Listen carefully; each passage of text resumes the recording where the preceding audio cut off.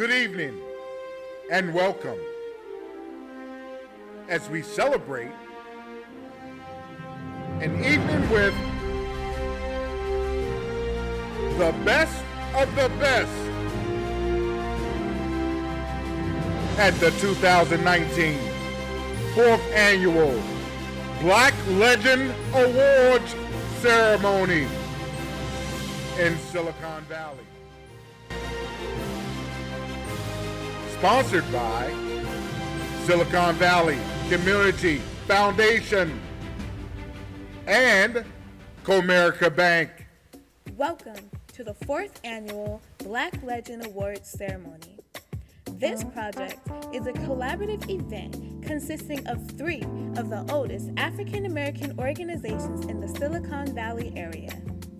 These 3 organizations, along with other committed organizations and volunteers, have joined in a dynamic vision to establish the San Jose Black History Museum, Silicon Valley. This groundbreaking endeavor will create an educational institution that will celebrate the genius and contributions of Black people throughout time. Starting with Mother Africa, then looking at American history, and ending with Silicon Valley. The museum is a one-of-a-kind educational institution for the use of our culturally diverse community. In order to help achieve this vision, the committee produces an annual Black Legend Awards ceremony to honor the inductee into the Black Legends Hall of Fame, Silicon Valley. And now, a word from the Black Legend Awards chairman. Good evening. Welcome to the 4th Annual Black Legends Award induction ceremony to honor the class of 2019. This evening, 10 Afro-Americans will be inducted into the Black Legends Hall of Fame, Silicon Valley. These individuals represent some of the best and brightest in our community. Martin Luther King Jr. gave us words to live by. President Barack Obama showed us what a united country looks like. Our legends helped this community to become the Silicon Valley, one of the most dynamic places on this world, and we're part of it. If we, the Afro-Americans, doesn't honor our pioneers, who will? If we, Afro-Americans, do not tell our story, who will? Our journey cannot be Googled. I would like to acknowledge the current 49 members of the Black Legends Hall of Fame for their continued support as we continue this journey. The Black Legends Award ceremony is the flagship fundraiser for the San Jose Black History Museum, Silicon Valley. I am proud to say on October 31st, 2018, we opened the doors for the San Jose Black History Museum at the First AME Zionist Church here in San Jose. I would like to congratulate the Museum Planning Committee for a job well done. We have 2 permanent exhibits on display for your viewing. Come see your Black History Museum. Please note, the nomination for the class of 2020 starts tomorrow. You can nominate a Black pioneer to be inducted into the Black Legends Hall of Fame. The requirements are in your souvenir booklet. Please nominate. On behalf of the Black Legends Planning Committee and our sponsors, welcome. Sit back and relax and enjoy the evening. Now let's meet the class of 2019 and your host for the evening. And now, your 2019 Black Legend Awards nominees. The Alexander Green Award for News and Documentary, Janice Edwards. The Banks Gage Award for Education, Lorraine Dabney. The Brown Gross Award for Public Service, Walter Atkins. The Dean Green Award for STEM, Sheila Johnson Peacock. The English Higgins Award for Health and Medicine, Willow Bay Medical Group, Dr. Andrew White. And Dr. James Lockhart. The Hardeman Sweet Award for Law and Justice, Harry Breedman. The Harris Washington Award for Spiritual, Dr. Anthony Pastor Tony Williams. The Joyner Struther Award for Community Service, Norma Callender. The Piper Y Awards for Art, Theater, and Music, Edward Eddie Gale Stevens. And the Community Organization Award. Your host for the 2019 4th Annual Black Legend Awards, Janice Edwards and African Davies.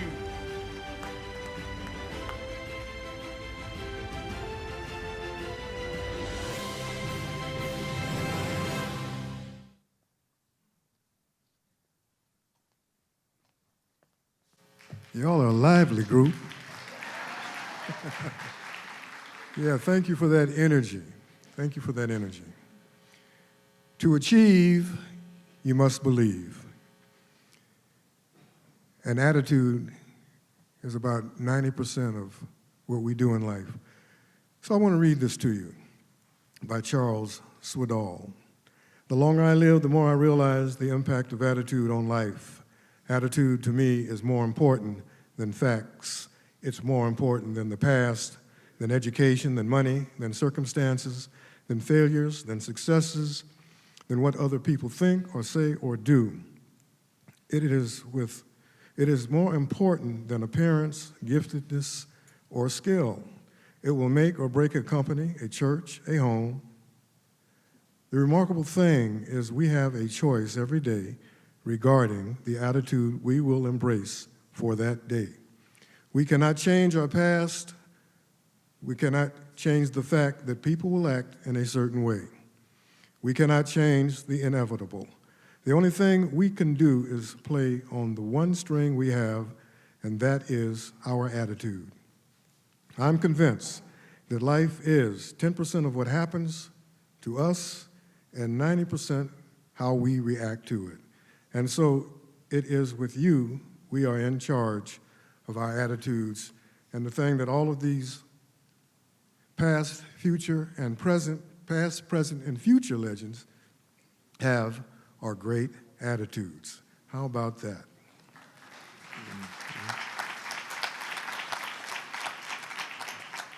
So we're going to do an invocation. I'd like to get Pastor Tony to come do that. And while you're at it, sir, please bless the food that we've already eaten.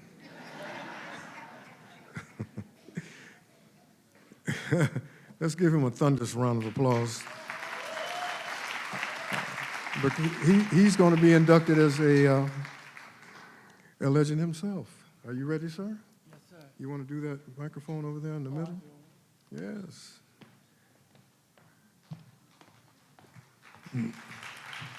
Good evening. Can we bow our hearts in prayer? Father, we're so grateful to be here tonight. This indeed is an evening, a day that you've made. We're rejoicing. We're glad in it. Glad that you're here in our midst. And we invite you and invoke your presence tonight as we celebrate these men and women who have contributed so much to this community. You deposited in them, and they turned and deposited in others as well.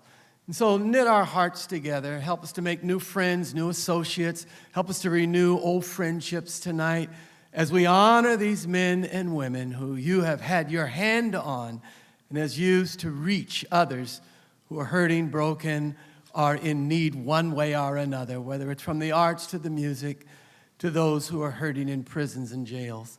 And so, Lord, thank you for your presence here tonight. Be with us in a very special way. And do indeed bless the food we already ate and bless the food we're about to eat at the end of this time. Thank you. In Jesus' name we pray. Amen. Amen. Thank you, sir. And you are mighty sharp there, brother. Yes, sir. So, Supervisor Dave Cortese, are you in the house? Thank you. Good evening, everyone. I am Santa Clara County Supervisor Dave Cortese, and I'm here on behalf of the entire Board of Supervisors to extend greetings and congratulations at the 4th Annual Awards, and also to thank the organizing committee, and particularly the event's chairman, Aaron Hicks, for making sure the Black Legend Awards of Silicon Valley go on year after year. It's a lot of work. I just want to take a moment of personal privilege and hearken back to being a 12-year-old boy here in this county in 1968, the same year that a young man named Robert Strouder decided to run with a slate of candidates to go after a very conservative, reactionary board of supervisors to try to take one of those seats for the first time in history. And if I'm not mistaken, one of those awards tonight is partially named after him and his efforts. And it's great to see that the lineage from 1968, the year that we lost Dr. King, the year that Tommy Smith and John Carlos took their stand, that lineage continues to this day with the legends that we see recognized here this evening, whether they're in the area of medicine or the arts or science or community service or politics or many of the areas, including that of spirituality. Having been around that long, I've had the great opportunity, of course, to work with so many of you, including so many of those recognized tonight, if not all. And I want to, again, just thank you all for being role models for me. And that's a thank you on a personal basis, whether it's Norma Callender working out in the community, whether it's Pastor Tony Williams, or any of the rest of you who have been steadfast in making sure that the values of this community, since I was a 12-year-old boy, have continued to advance. We have work to do, but they've continued to advance. So thank you so much for the opportunity to speak for a couple of minutes here. It's my honor, and I'd like to ask Aaron to come out so I can present him this commendation on behalf of the entire Board of Supervisors. Thank you.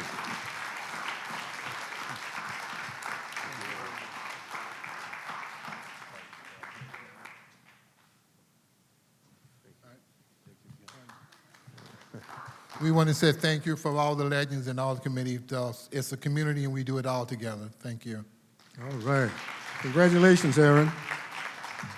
And by the way, brother, I'm digging those shoes you're wearing. Don't click your heels twice. You might end up in Kansas. So we are ready to start the program. Y'all ready? For the first award tonight, the Alexander Green Award for News and Documentary, Henrietta Burrow, I should say legend Henrietta Burrow, is going to present this award.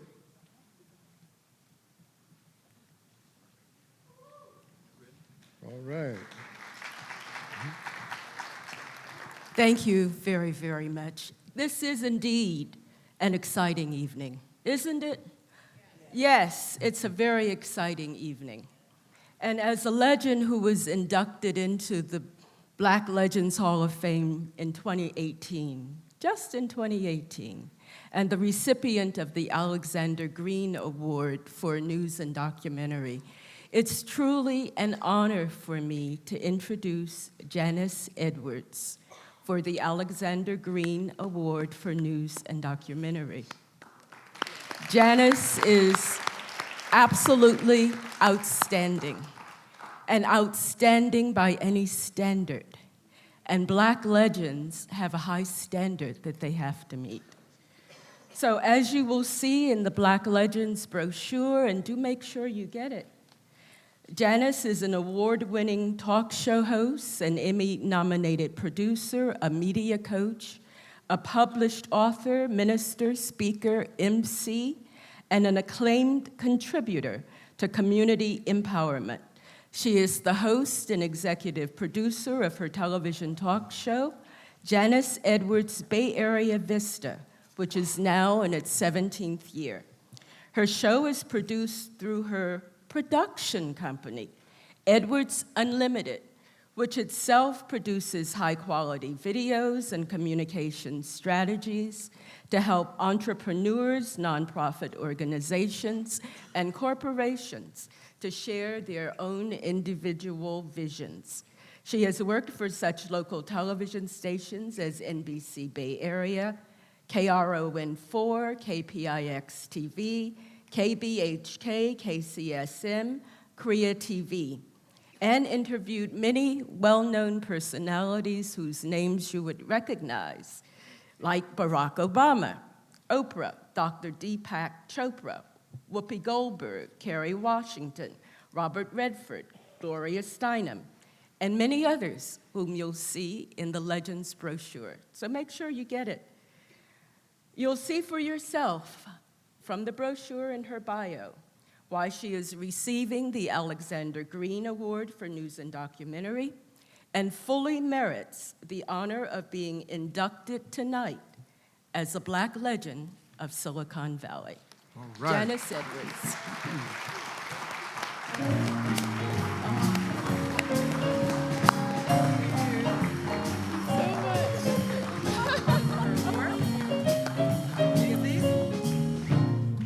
And Janice, on behalf of your adoring public and all those that you brought such newsworthy stories to, I want to present you with these and also let you know that we are very, very proud of you, extremely proud of you.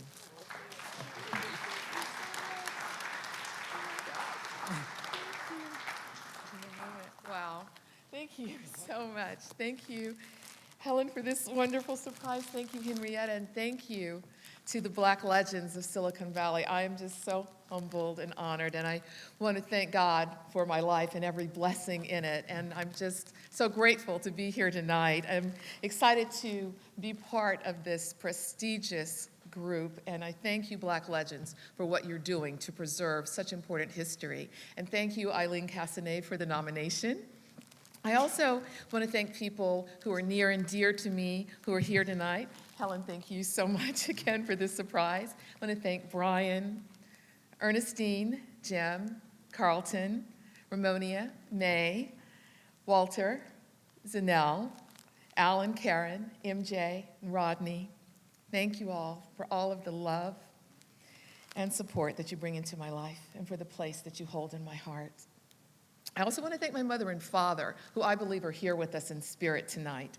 I thank them for the gift of life and for pouring the best of all that they had into me.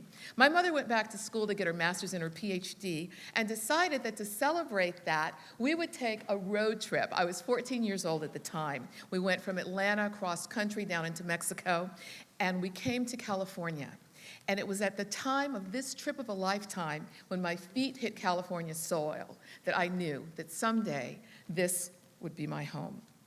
Mom always said, "Sweetheart, I believe you can do anything you truly desire. With God, all things are possible." A pivotal conversation with my father my freshman year at Harvard also played a role in choosing my life's path. He told me he was giving up his law practice because he was disillusioned with it as the vehicle for change. And he said, "Baby, do what you love to do, that you would get up and do every morning, even if you didn't get paid for it."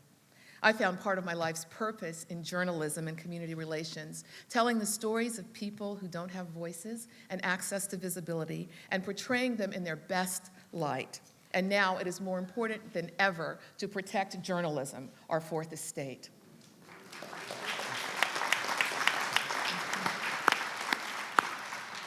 When I began working at NBC Bay Area and I was introduced to our community here in San Jose, it reminded me of that sense of connection that I felt as a 14-year-old, that here in Silicon Valley, a part of my soul is at home. You applauded and appreciated my work, and you welcomed me. I'm so grateful for that. My commitment to you is to continue to create media that elevates and reminds us of the best that is within us, that impacts and inspires the world. God bless you, and thank you so much.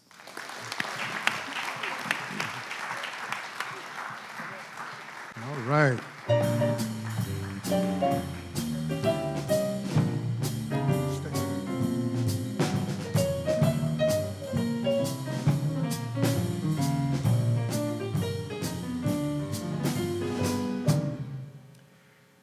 I was actually hoping y'all would play The Lady in Red.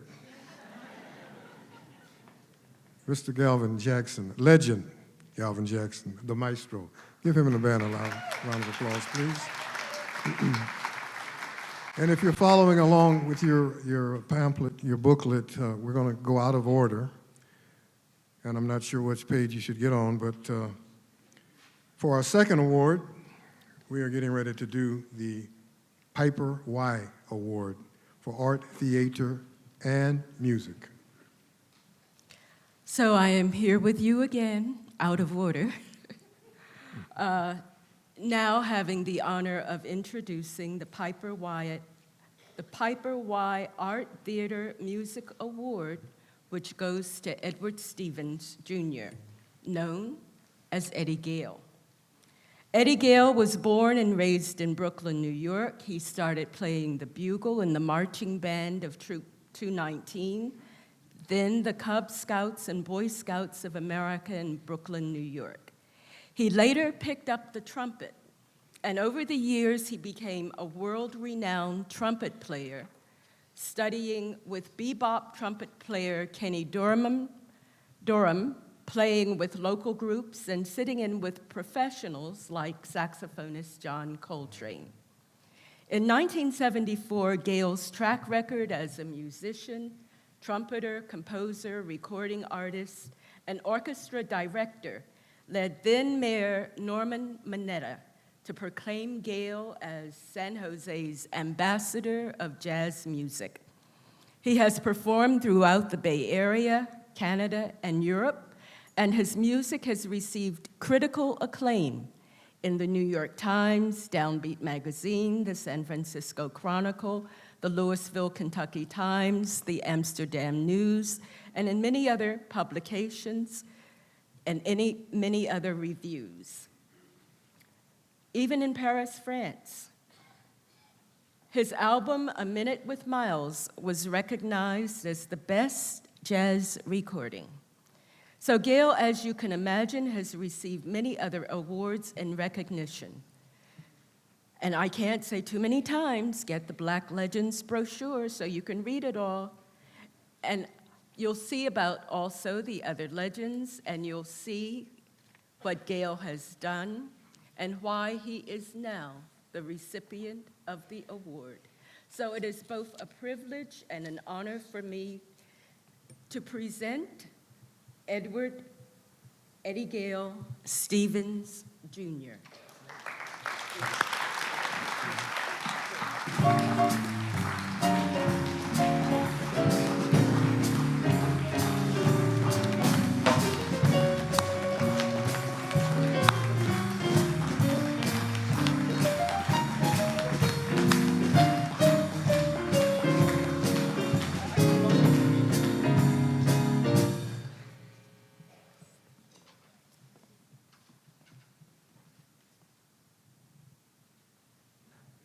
Much inner peace to everyone. I'm glad I found out how important our individual inner peace is. My wife, Georgette, for 33 years now.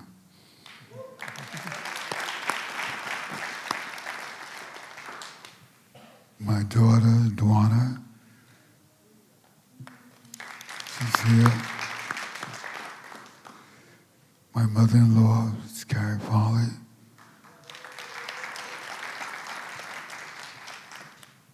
Brother-in-law, Al Foley. One of my main musicians, Dennis Kine from San Jose, as well as his wife, and also my co-producer, Michael Skobnik, who's here tonight also.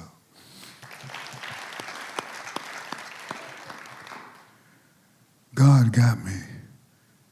I know I've been a little under. My health's been a little under due to change of weathers and conditions and all. But Happy Davis, he said he's going to get me going, and he brought me up here. He's helped get me all over the world through his radio programs on jazz and his history making. I really have a major thing that I tell a lot of young people and remind myself is that You have to be willing to earn your way in life. It's just that simple. Be willing. I had a bugle. I didn't have a trumpet. My family couldn't afford for me to go to some music school. But I loved it so much when I fell in love with playing music. Until I worked the garment district, I lost a lot of jobs because when lunchtime came, I go somewhere and try to practice my trumpet. and come back kind of late, so they would lay me off. You know, that's how New York is. But I knew that that wasn't my goal. I had to keep willing to work and earn my way to my goal. That's the key to it, I found. You have to be willing to earn your way. Your goal may be something different than what the jobs you may have to take, but be willing to earn it. I give my mother and father that so much all the time. Earn your way, son. My first job was shining shoes on Fulton and Nostrand in Brooklyn, New York, where I was born.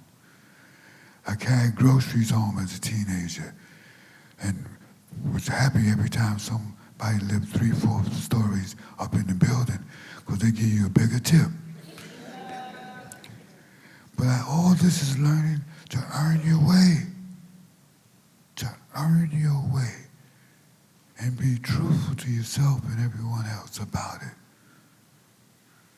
Sure, money is great, but God is greater. Thank you so much. Thank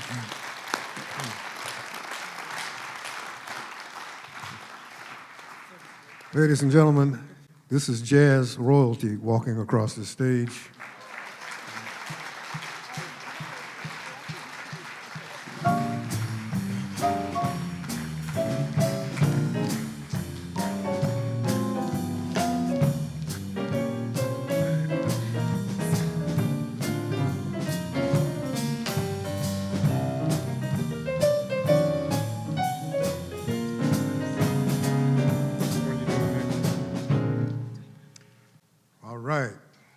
Mojo is in the house, y'all. Mojo. Yes, indeed. You know what that stands for? Magical, original, joyful, outstanding. Now that's Mojo. Absolutely. We have lots of mojo here tonight. And congratulations again to Mr. Gale. Yes, yes. And should I refer to you from now on as Your Highness? You refer to me as Legend Janice Edwards. Legend. Yes, and you wearing the hell out of that red dress. Oh, well, thank you. Okay. Well, I'm excited to join you again, African. It's wonderful. Nice. And our next award will be the Brown Gross. And so we would like to welcome to the stage a living legend as well, Wilbur Jackson, to present this award.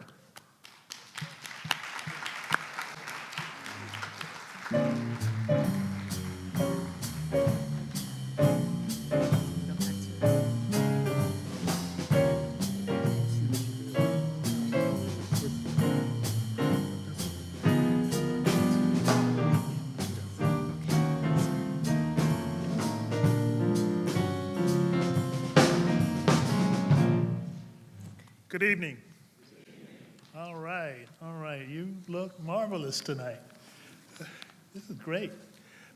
It's my pleasure and duty to honor with the Brown Gross Award for Public Service a person I like to call Chief. And his name is Walter Atkins. So why do I want to call him Chief? Well, if you look at his bio, there's a number of firsts. And I'll just briefly say he was the first black police officer to achieve the rank of lieutenant. He was the first to be a captain. He was the first to be a deputy chief. He was the first to be assistant chief, and the first, and maybe the only, first black acting chief of police. So from a public service point of view, I think that's exemplary. But there's more to this man. Because now that he's no longer chief, in my mind he's still chief, but he has given back to the community in so many different ways. He's teaching and tutoring and mentoring. That's just fantastic. In fact, just a week ago, I had the opportunity to witness him reading to third graders. Can you imagine this chief with a group of third graders all around him reading, and they're just, they're touched by everything comes out of his mouth. The other thing I wanted to mention in introducing the chief is he came up hard and had a lot of things to overcome in his life. He mentioned to me that he actually went to 5 different high schools. How many of you went through 5 different high schools? That's a challenge. So I'm very impressed with the chief. I think he is very deserving of this award, and bring on the chief.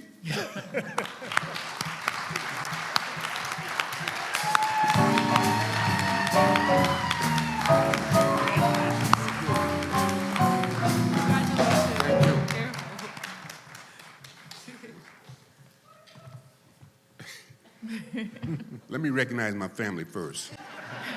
Otherwise, they'll be making some strange noises and so forth.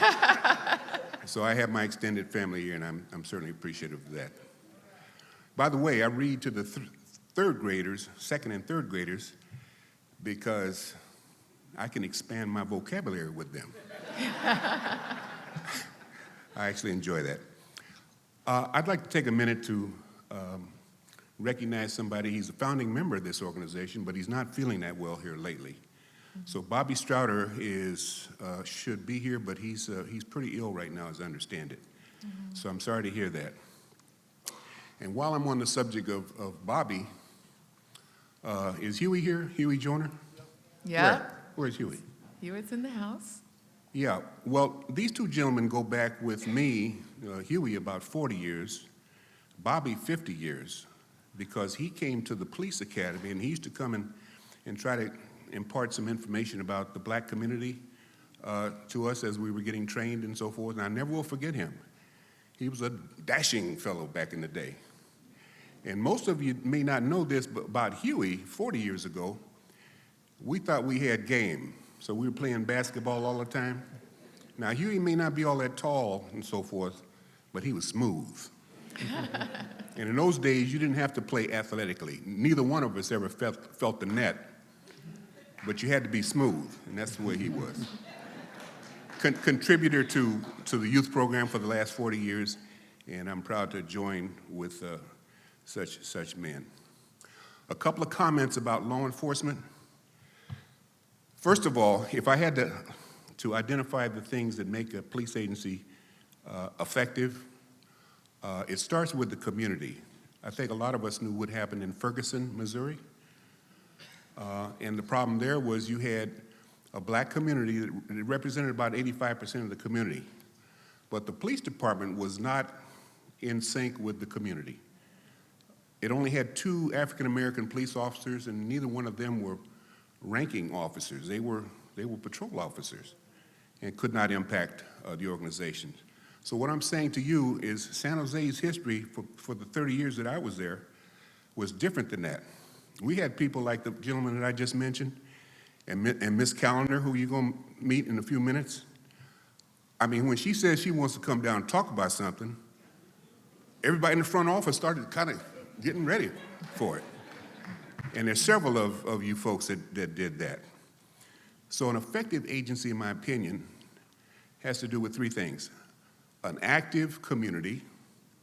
For an example, I hope we have this now. I haven't talked to the recent chief, but we used to have what's called an advisory board.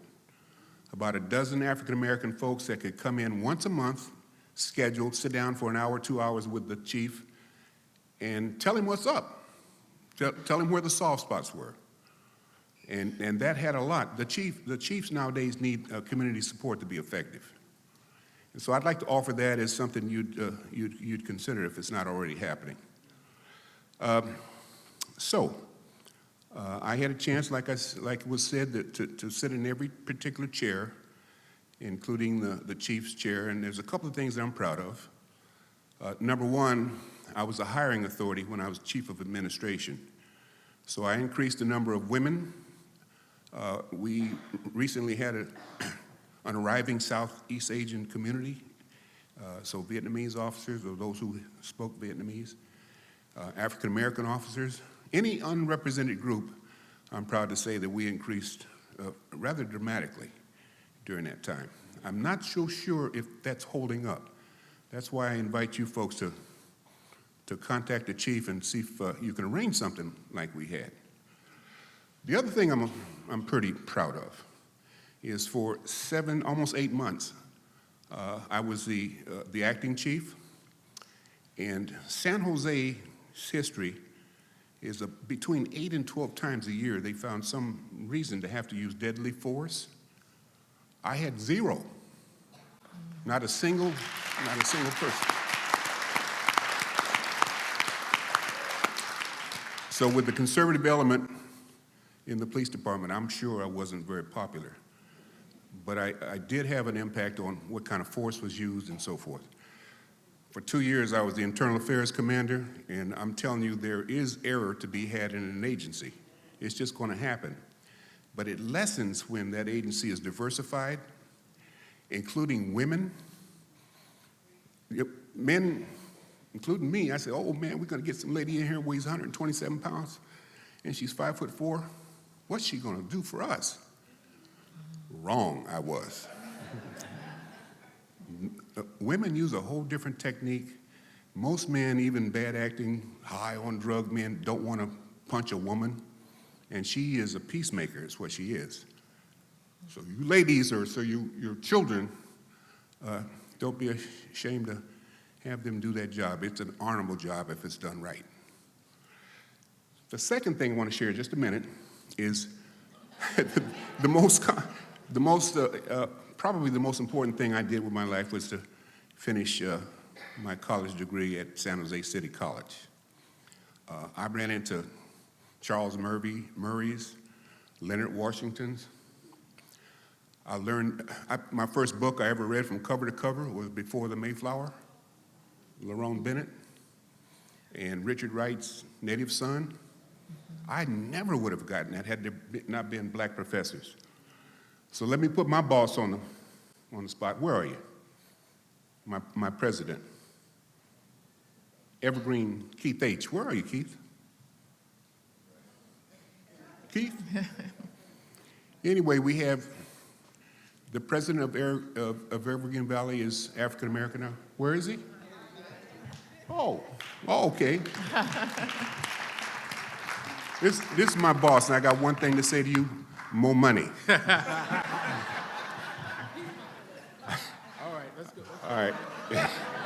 All right, I'm gone. I watched this young man. He was an English professor, and then he became a dean, and then he became vice president, and now he runs a school. And above him, the chancellor, Dr. Breland, is also African American. So we're in good shape in terms of community policing. So send your children to me. I'm still teaching over there. I teach political science. And boy, is this the time to do that. That executive branch is on fire in my class. Okay, so thank you very much for your time, and I certainly am honored by this recognition. Congratulations, Chief. Yes.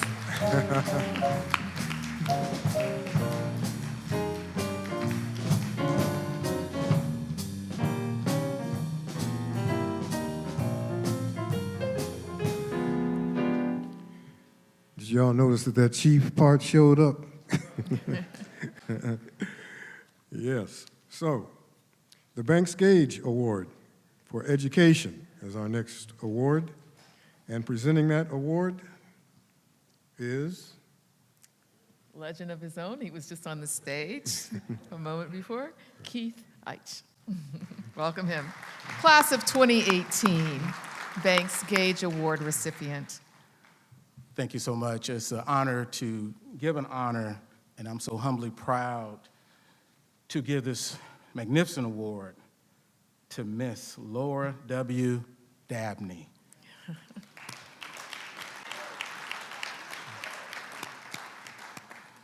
Miss Dabney was born not in One Below, but Tupelo, Mississippi.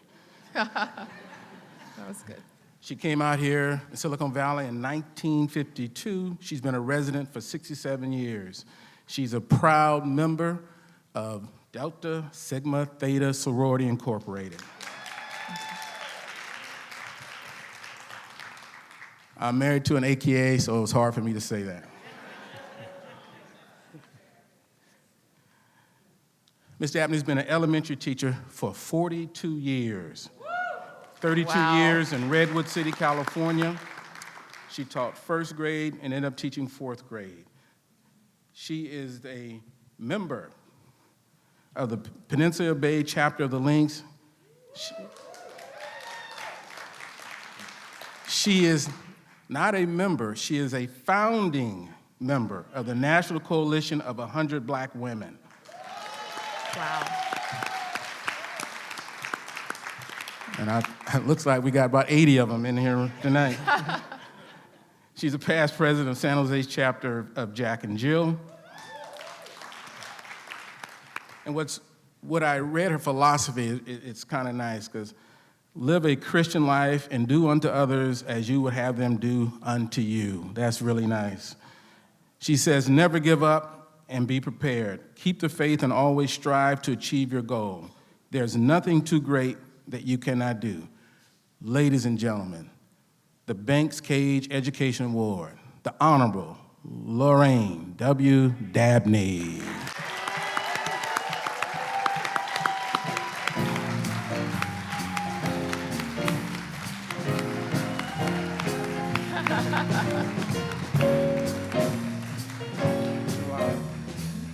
Thank you.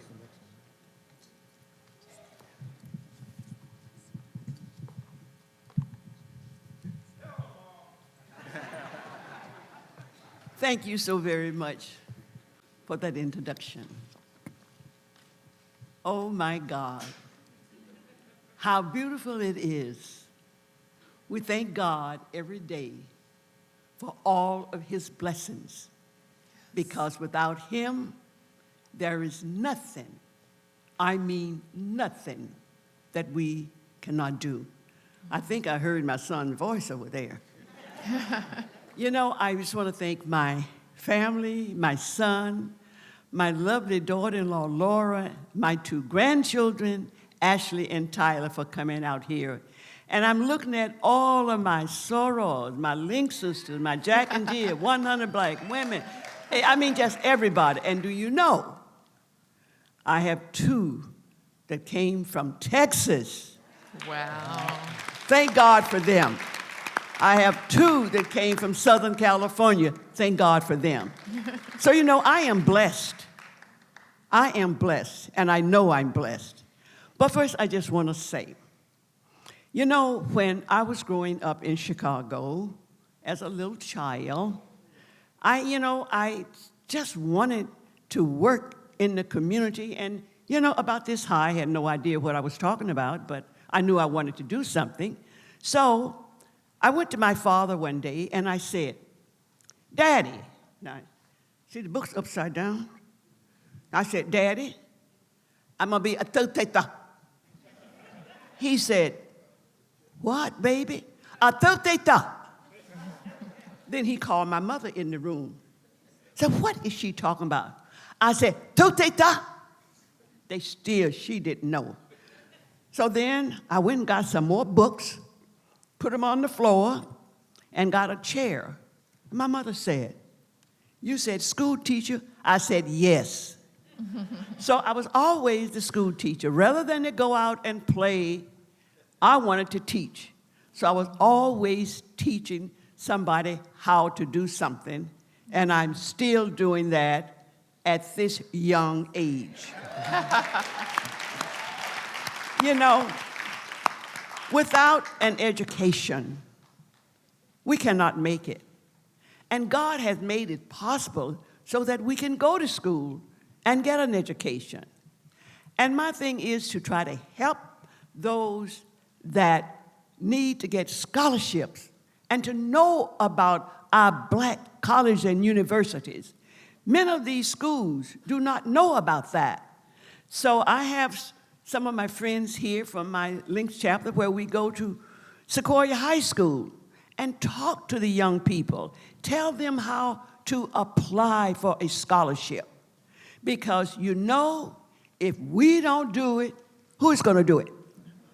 These are our children. We are sick and tired of our children being killed, sent to jail, can't walk out on the street and feel safe. But as a community, this is our job to get out and do it. And I have spent my life, these young years I've had, with education. And when I was teaching, you know, I didn't go out for recess. I stayed in the classroom to help those children that needed help. It was amazing how many would prefer to stay in rather than go out and play. Now, that is saying something, isn't it? So now we have to set an example. And I want to thank God for all of you being here, for all the awardees, and Mr. Hicks for putting up with me. You know, because I would call him and say, I need some more tickets. I need some more tickets. Bless his heart. In his little quiet voice, he said, all right, Miss Lorraine. So again, I want to thank the committee for all their help, and please continue this, because this is what we need. Thank you, and God bless you.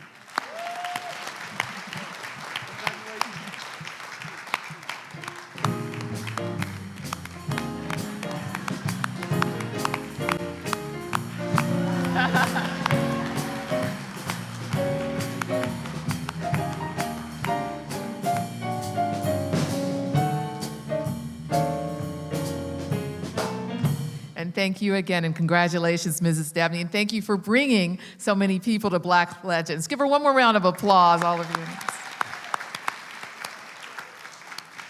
We are very honored to have many government officials with us here tonight. You heard earlier from Supervisor Cortese, and now it's my pleasure to invite to the stage Vice Mayor Charles Chappie Jones.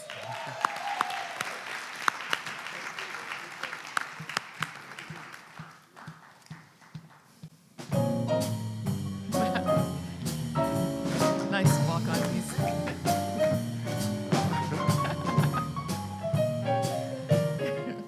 I feel like I'm about to start singing here in a minute. First of all, I want to congratulate the class of 2019, the Black Legends. My wife asked me before I got up here, where's your plaque to give out? I'm working hard trying to earn a plaque, because the bar is so high with these Black Legends. I was at an event last night, and it was in honor of my being appointed vice mayor. And yeah, thank you.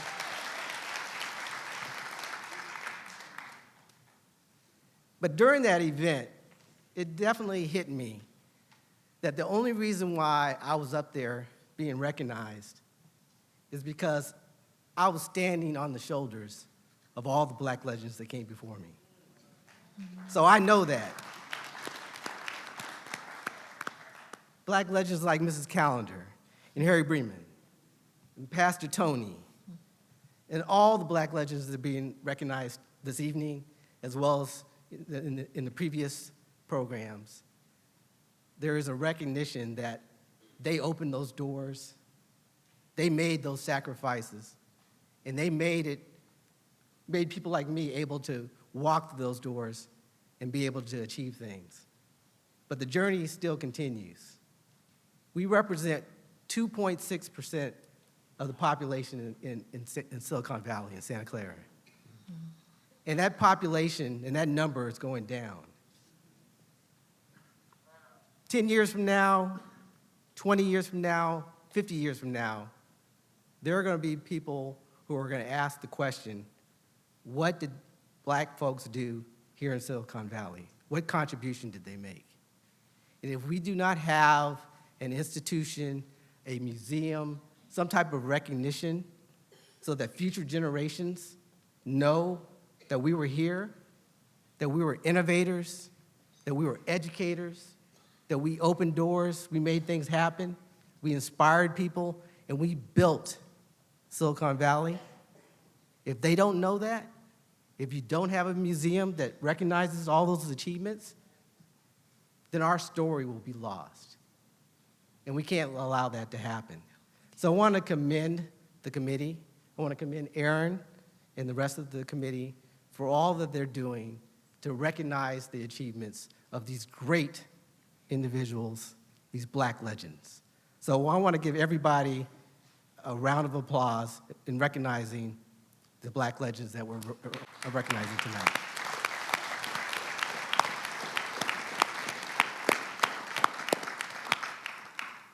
On behalf of Mayor Sam Liccardo and the City of San Jose, we want to recognize, honor, and appreciate the Black Legends Award and the committee that is doing such outstanding and great things. So thank you very much. Thank you. Thank you, Vice Mayor.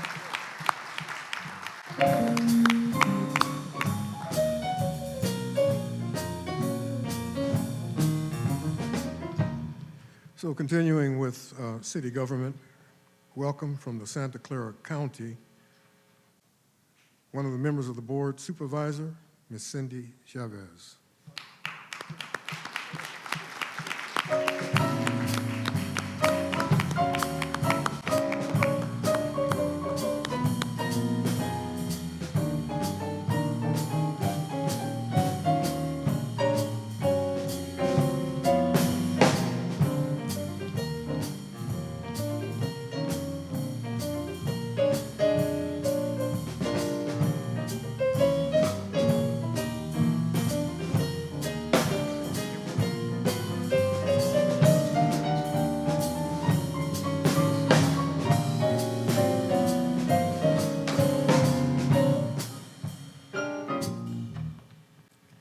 Oh, just like that, huh? Get Love everybody in the groove and then just quit. Exactly. All right, all right. Well, we'd like to invite to the stage now Assemblymember Ash Kalran. We want to thank him very much for the certificates that he has provided to all of the legends tonight. Let's give him a warm Black Legends welcome.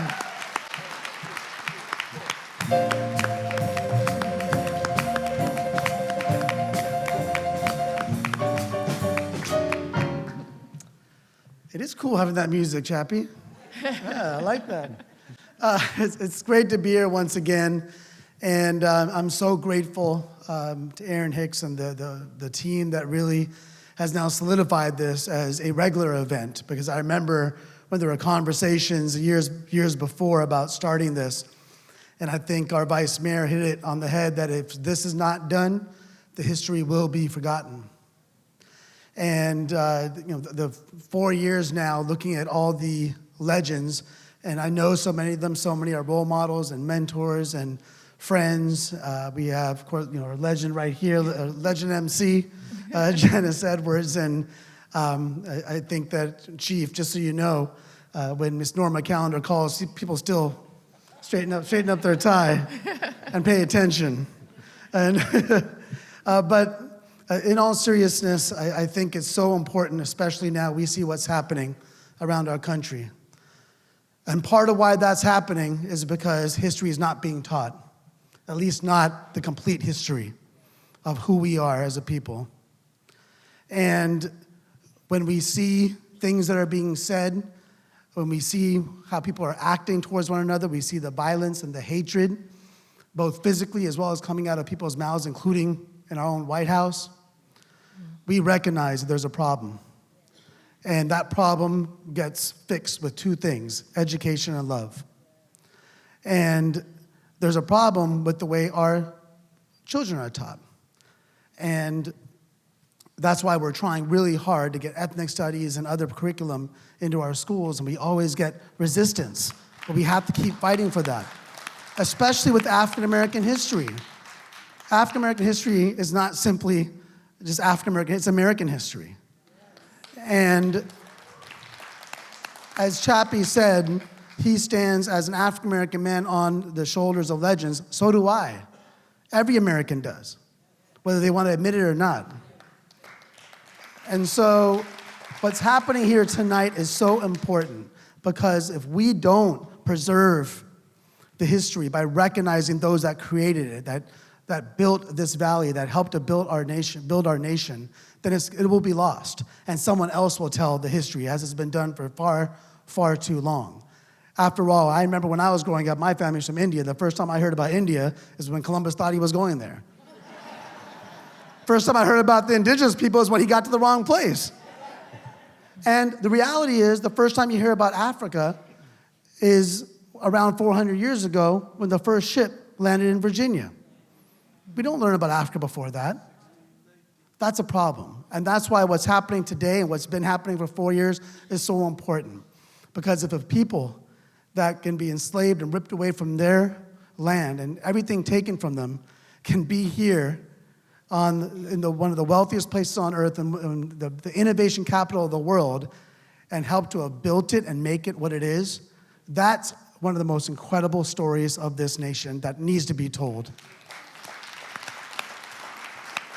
So I also want to join with the vice mayor and our supervisor Cortese. Supervisor Chavez gave us a nice music break. It was nice of her.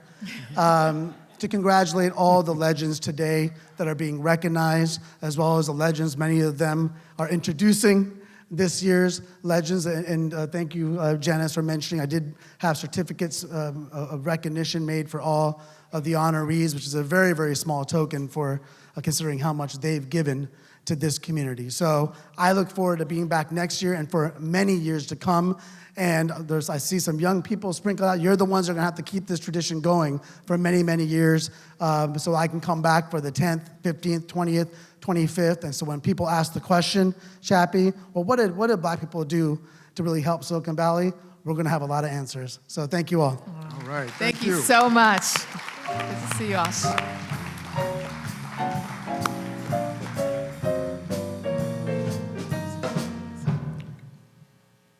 So we want to welcome to the stage now U.S. House of Representative Congressman Ro Khanna, Cassandra Langer. and represented by Cassandra Langer as well.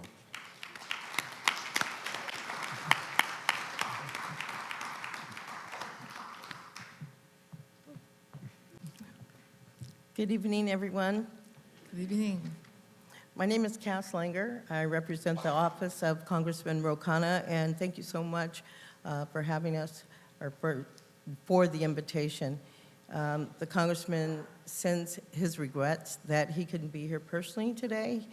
He is in D.C. working hard for all of us and also bonding with his new baby girl. So anyway, not to take up a whole lot of time here, I do want to say congratulations to all of the Legends awardees, and a special thanks to Aaron K. Hicks, Chairman for the Black Legends Planning Committee. Also on the Planning Committee is Eileen Casanave, Bobby Gasper, Carl Davis Jr., Deidre Lampkins, Deborah Watkins, Galvin Jackson, Henrietta Burrows, Hewitt R. Joyner Jr., Janice Edwards, Milan Bellington, Queen Anne Cannon, Robert Strautner Sr., Shirley Parrish, Vera Y., and Wilbur Jackson. Congratulations to all, and thank you. Thank you very much for being here tonight.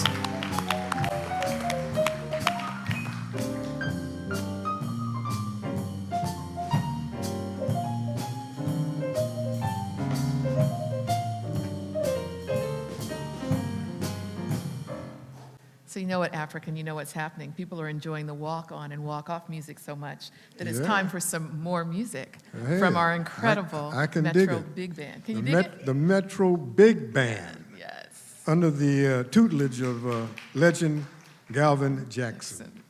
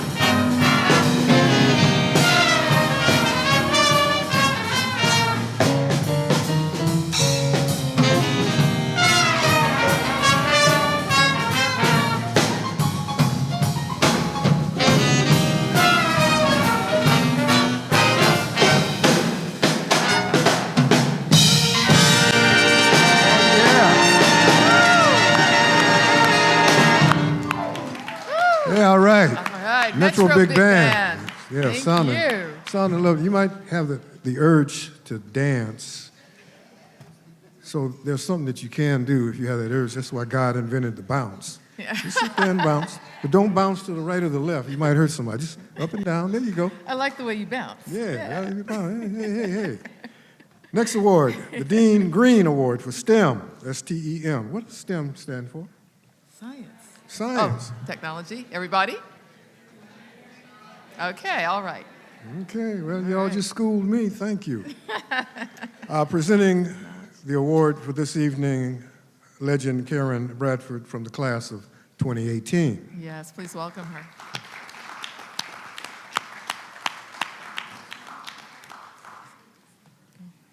Good evening. Good evening. Hey, how are you? I have the most amazing honor of presenting this award to a woman who honestly lives up to, I'm just going to read this, her philosophy of life, and the thing that she's best known for is an unwavering pursuit of excellence, a tireless commitment to advocacy, and a selfless desire to invest in the future. She's had an amazing career. I met her at NASA Ames Research Center. She had a total of 34 years in civil service. And when I met her, she was in the public affairs office running it like nobody's business. She was not only the main liaison for all of our presidential visits when Air Force One would come to land, she would coordinate all of the events when we would go to shuttle landings for sometimes up to crowds of 10,000 or more, and help to make sure the hundreds of thousands of things that we did in order to reach out to the community ensured that it had faces in every single one that looked like ours. Absolutely. She did that without pause and without fail.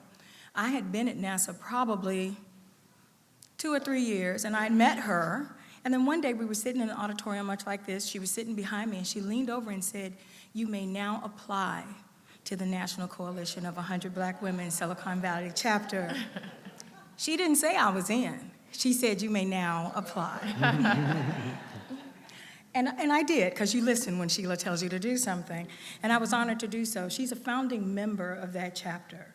She has been a member of many organizations that promote advocacy for women, and particularly for African American women. And the work she has done with the National Coalition of 100 Black Women will resound not just here in the Valley, but throughout the nation, because she truly has started with the Pathfinder Science, Math, and Technology program, which she did by honestly kind of taking when Space Camp died. She took every little bit of it she could to bring to the community. With 10 girls, we've now reached over 1,400 girls with what she started. We're very proud of her.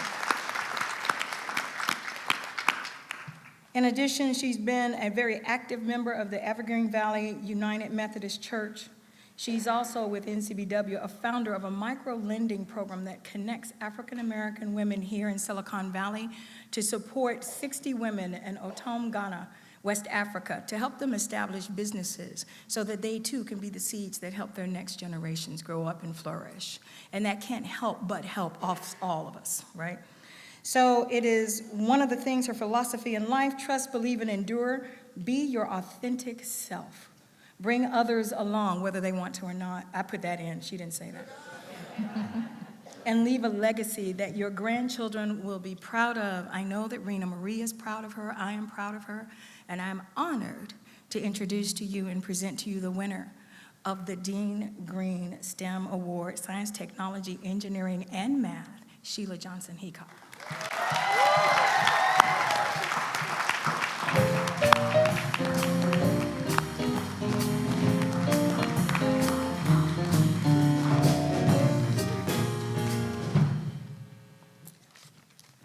I have to put this on because I can't see a thing. And it's just a couple of things. I have 2 minutes to tell you my life story. So, members of the Black Legends Committee, former Black Legends awardees, family and friends, thank you for your support, and all of you today are part of my family and friends. From my first job as a babysitter at age 11 and a half, almost 12, for my cousin of 15 months to my current job as a baby cuddler at a local hospital in the preemie ward. I have loved to help children. My last paying job was at NASA Ames Research Center, and yes, I had a mouth on me, and I wasn't afraid to step up. For 15 of my last 37 years of service, I was kind of the invisible NASA. I produced, directed, and designed NASA public events. So, as Karen said, it did 300 to 10,000. If I designed it, it was the face that the public was going to see of us. The public learned that what we did through these programs of introducing rocket launches or satellite launches or sending humans into space. On my last day, as I said goodbye to the security guard, I got to the gate, and he labeled me the public face of NASA, Ames Research Center. I was so touched. But what that invisible face did while working at Ames was to turn a chance meeting, because remember, she said, I'll talk to anybody, a chance meeting into a STEM program. My motive was to show boys and girls what science was in real working environments, how they could fit into it as well, to show them technology that was within their reach, for them to see that engineering was as easy as fixing one of their toys. Math was something that they would use every day of their life, whether they realized it or not. And I wanted to put them someplace they didn't think they belonged, like coming to NASA, like going to Stanford, like going to Mills College, to show them that universities were in their grasp and they could fit in just fine. The way I did this is I wanted to go and talk to them, and I talked to my friends at work. I talked to my sisters, of which they're all here tonight. I talked to my NCBW sisters, and together we created a program. I feel that it couldn't happen without my fellow sisters and my real family sisters. I needed them to know that this was going to be okay for our kids of the future. This was before I even had a grandchild, and I didn't even plan it. And she's 14 now, and she's here tonight. So, and she went through the program as well. We did it out of love, hope for our children in the future, and yes, we've had over 1,600 girls and boys go through the program. And thank you tonight for reinforcing my belief that my mustard seed of an idea was noticed.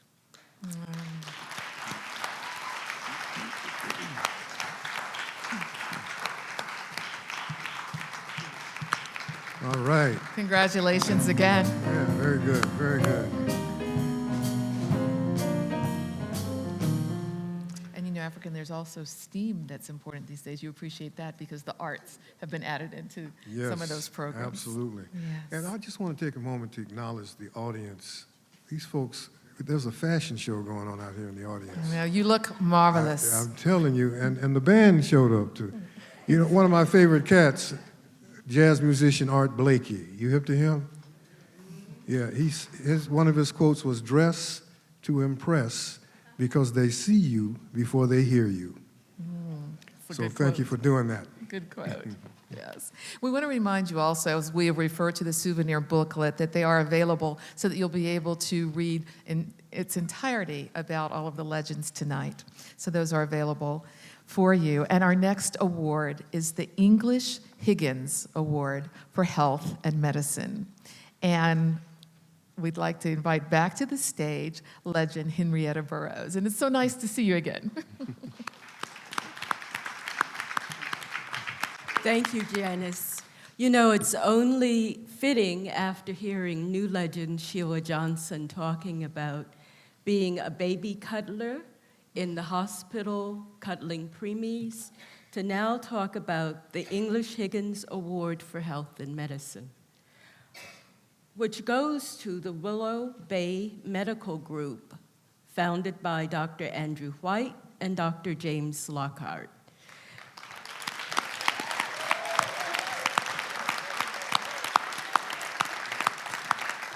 It's very inspiring reading community bios of people who've made a tremendous difference, as did these two doctors.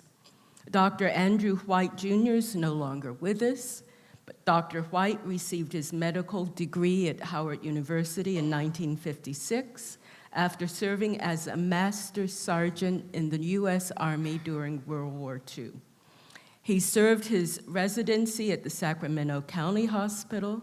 He served as an attending physician at Stanford University Hospital between 1959 and 2000. Now, that's a long time.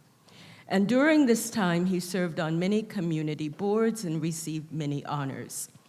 Before Dr. White's career started at Stanford, he met Dr. James Lockhart, who was then another general physician who also completed his residency at the Sacramento County Hospital in 1964.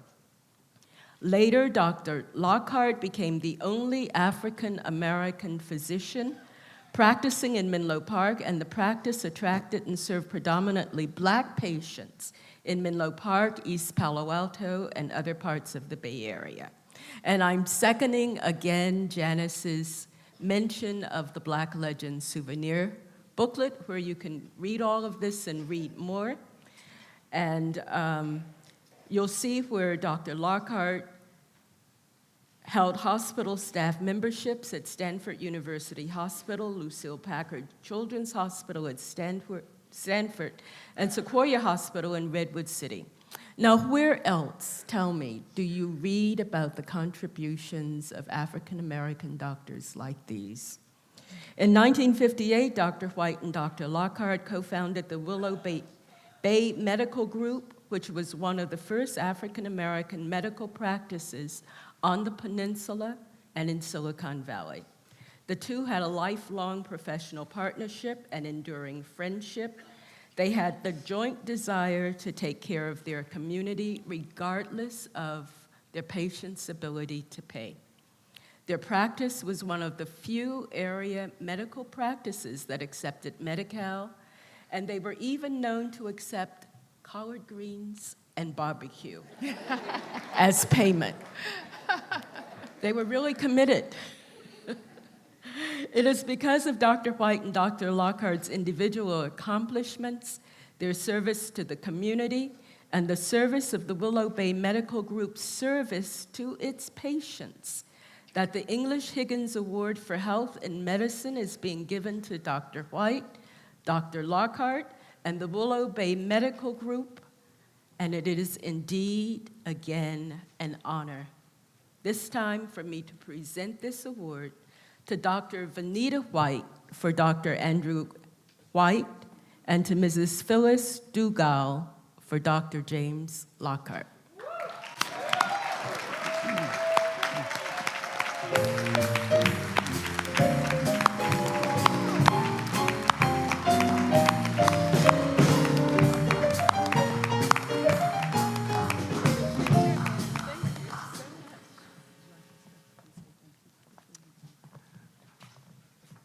Can't believe it.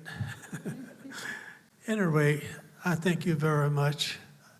I did some things that I think were very good for the community, particularly people who didn't have as much as maybe the majority of people did, but they were appreciative, and I got a great deal of pleasure from serving them. And I thought I was gifted from God to be able to do that and to cut off some of the things that we could have purchased. So thank you very much.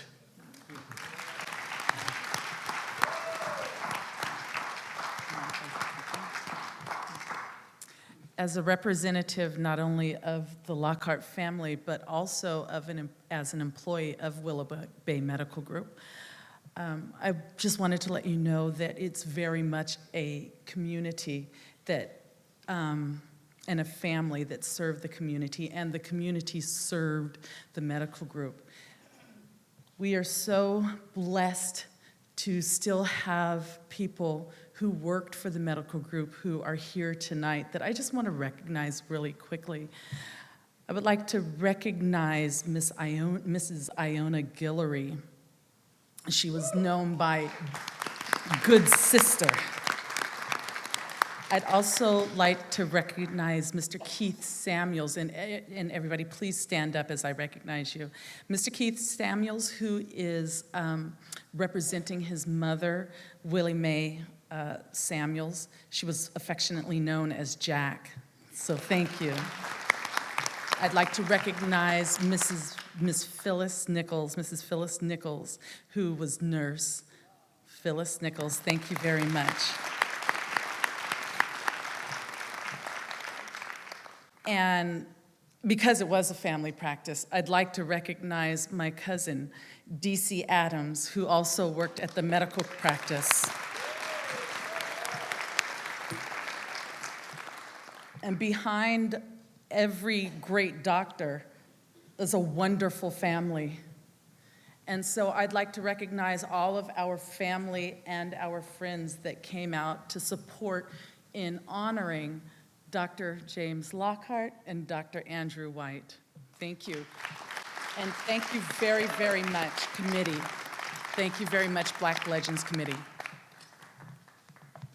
Yes, thank you very much, Black Legends Committee, for doing this. This is so very important, and it's just an honor to be a part of this. I'm Vanita White. I represent I was going to say the white side of Willow Bay Medical.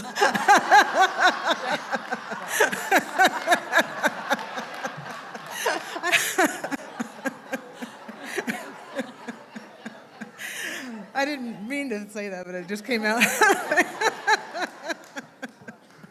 So my sisters are here, Marlis and Tamara, and my cousins, Aunt Albertha, James, and Juliet, and notably my dad's best friend, Howard Jack Willing, who professionally and just spiritually and with friendship supported my dad in just innumerable ways. So Uncle Jack, thank you very much.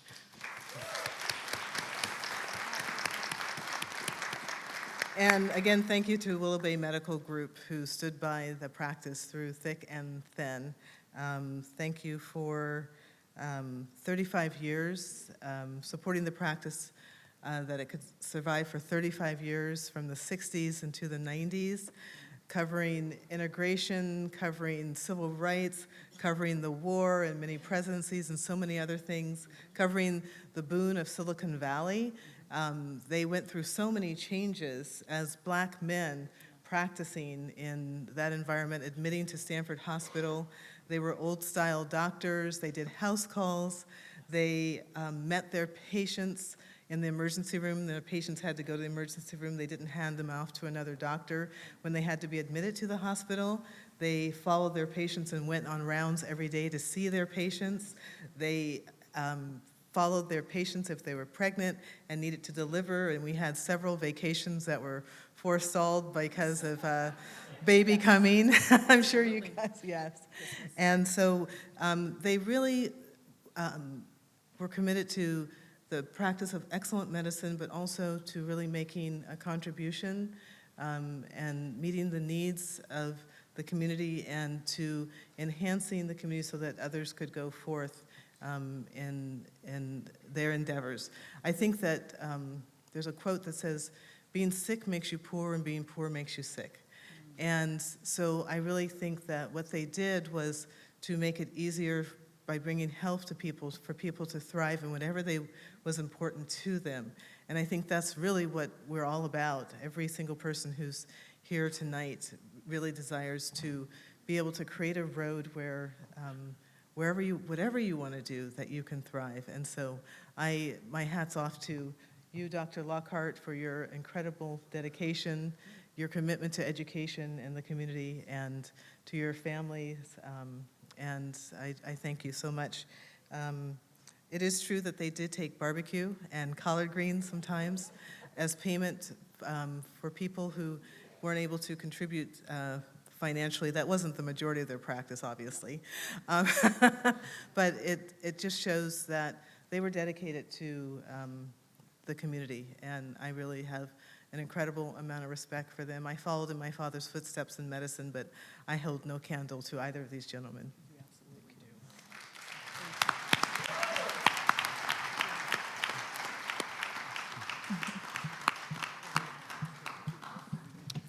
That blue jacket you have on, young lady, is outstanding. Isn't that pretty? It's very nice, Dr. White. And that must have been some...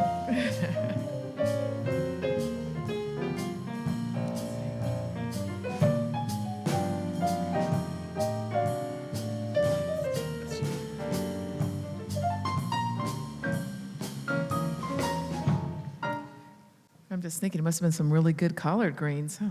Mm-hmm. The next award, the Hardeman Sweet Award for Law and Justice. And presenting that award, Keith H.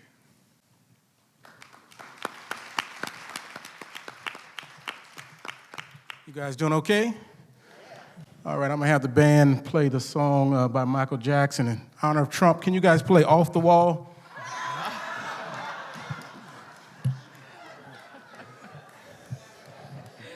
Living off the wall.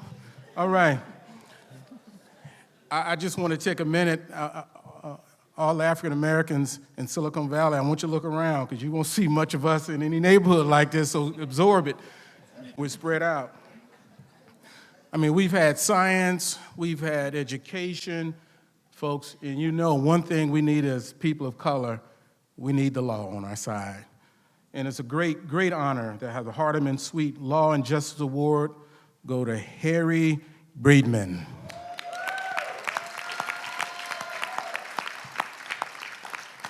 Harry was born in Austin, Texas. He earned his doctorate degree in law from San Francisco Law School in 1962. He's also a member of Kappa Alpha Psi fraternity. Okay, all right. Hey. And he's also an honored veteran of the Army. The one thing that is so incredible about Harry is Harry was the first African American to become a partner of a major law firm in Silicon Valley. Over 44 years at Wilson Sonsini, Harry was a key litigation for several important Silicon Valley patent litigation cases. And one of the things that he is really proud of is his participation in the Pelican Bay prison overcrowding litigation. Very important.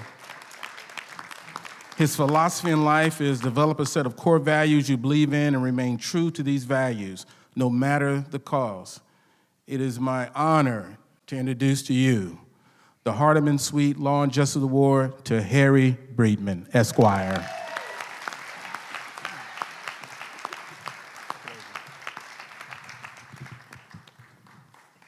Well, I'm truly honored by being named as an awardee. I want to thank Eileen Casanate for nominating me. This is quite an award. I practiced many years ago with Wester Sweet, and he was on 7th Street on the top of a restaurant, and that's where we had our office. I practiced with him for about a year before moving to East Palo Alto, I didn't have but not many clients when I first started in 1962, but those I had were black, and they all had East Palo Alto addresses. And I said, where is that? So I drove up to East Palo Alto, and I said, Lord, this is for me. I went to what was then the local Jimco. It was like Home Depot. I got a 2x4 poster, stuck it in the ground, and I just practiced from then on. A couple of years later, this was the height of the movement, a lawyer, very prominent in the area, came over and asked me to come practice with him. And since I'd only made $500 my first year in practice, I said, what do I have to lose?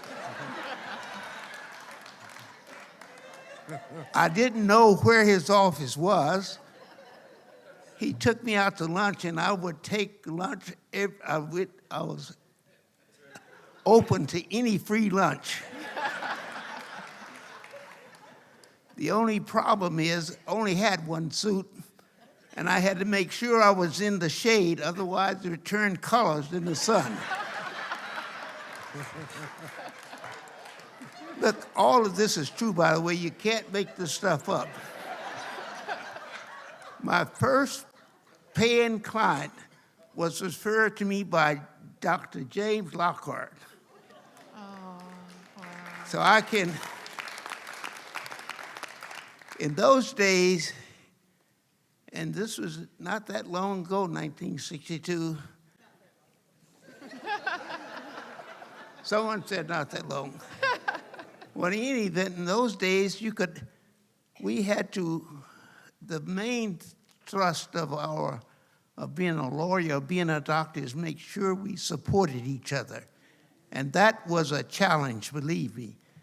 And so I'm ever grateful for White and Lockhart and the Willow Bay Medical Group.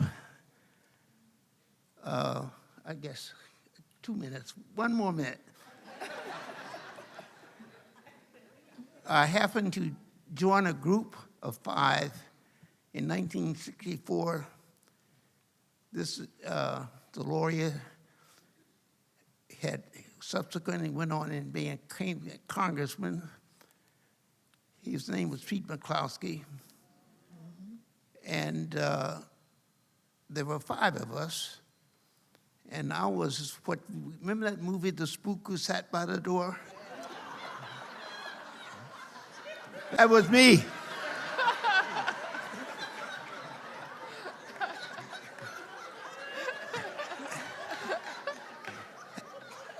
Hey, look, the other 4 guys didn't know what to do with me. And I sure the hell wasn't going to leave voluntarily. In any event, the firm became very successful.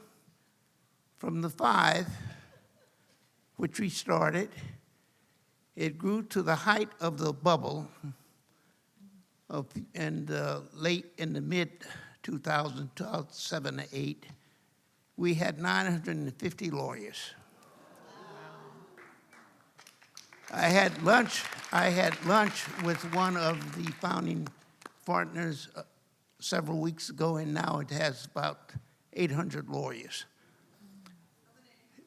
The offices all over the world.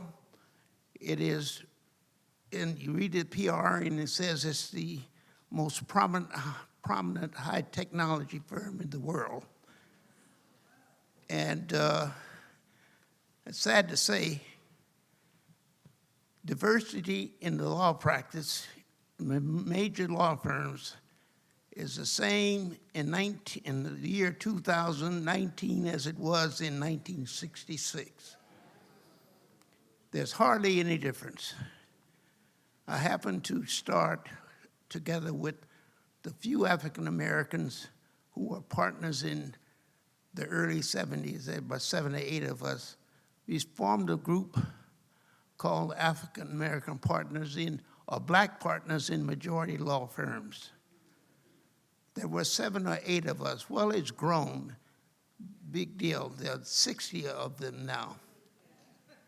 I'm now retired, and the fight goes on. The brochure mentions 2 cases that I was most proud of, and I'm most proud of the pro bono activity that I was involved in. I was lead counsel in a case which permitted voter registration if you went to the DMV, commonly known as the motor voter case. The governor, then Governor Pete Wilson, would not enforce it, so we went to court and won.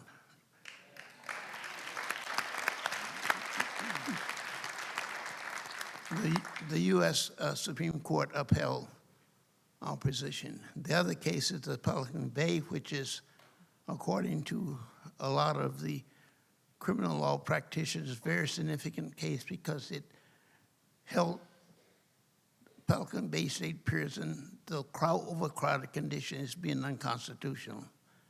I failed to mention my beautiful wife as being, none of us, by the way, and I'm sure the other people who are legends will admit that, look, we didn't get here by ourselves. The only way we got here is we have family. That would include daughters, sons, grandchildren, and the audience, all of you. My kids are with me, my Stephanie and Candace, and my 2 grandkids, Francesca and Harry. My granddaughter just graduated from a prominent school, so-called. Well, it is. Haverford College, some of you have heard of it. In any event, and I could not be here, stand here, without my beautiful wife standing beside me. And someone said I should say her name. Her name is Peggy. Thank you very much. I'm sorry I ran over.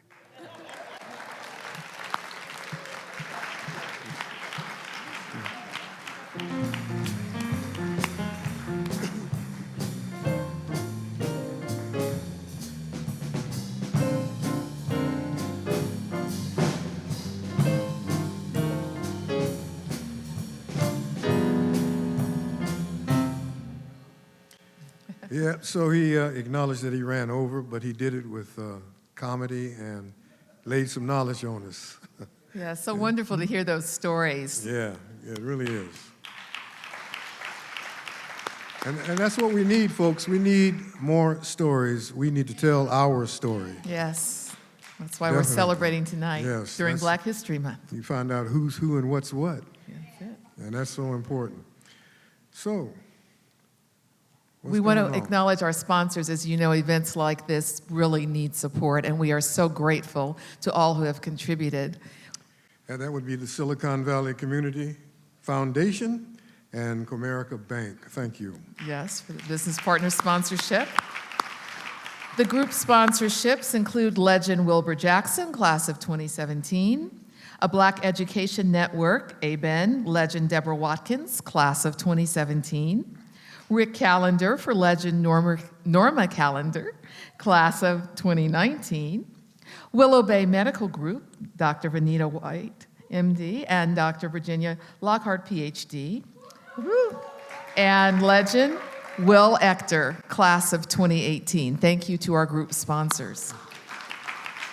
And we also want to acknowledge from friends of the museum, legend Kendra E. Burroughs, legend Henrietta Burroughs, legend James and Mary Payne, class of 2018, legend Reverend Dr. Lewis Jones, class of 2018, and legend Vera White, class of 2015. Yes, the Piper Y Award is named for legend Vieira. fly as well. And we do want to recognize and thank Carmen Montano, council member from the city of Milpitas, for being here tonight.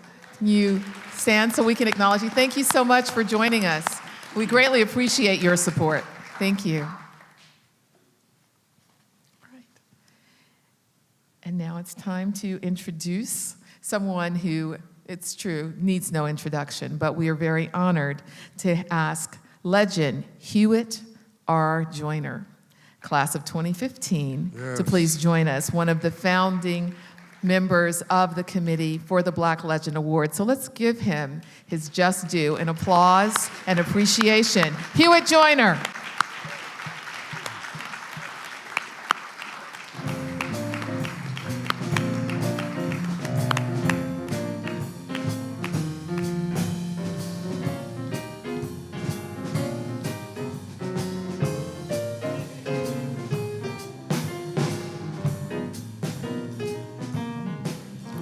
Good evening, ladies and gentlemen.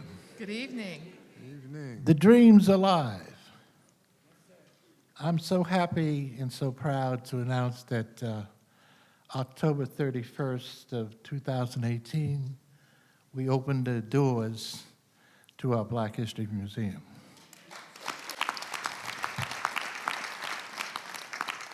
Now, it's not the full-scale museum that we envisioned. That's going to take some time. It took 100 years to build the Smithsonian, and we're 3.5 years in our quest, but we needed to show that it can be done. I'd like to take this time to recognize the members of the Museum Planning Committee, starting with Dr. Forrest Williams. Forrest, are you here?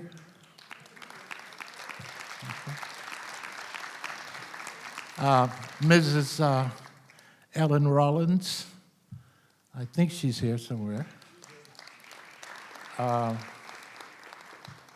Mrs. Clarissa Moore, is Clarissa here?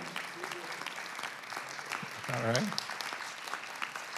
We have Aisha Simmons, who just graduated from college and is working full-time now up at the Mohad Museum in San Francisco. Of course, Mr. Aaron Hicks. And not with us this evening, and as Walt had mentioned earlier, he hasn't been doing well. Nothing life-threatening, but it's just persistent. And when you get to be our age, anything that's persistent is just a drag. Okay. But Bob Strata, we'd like to recognize, and of course myself. All right. I'd like to take the time this evening to let you know that I'm officially going to retire in July 1st this year. Now, that doesn't mean I'm not going to do anything, but I'm stepping down from some of the responsibilities in order to let the leadership rise. So I just want to say that I was very proud to serve in my capacity as chairman. We've been able to move the needle a little bit, and the fight goes on. So enjoy your evening. Hewitt, we thank you.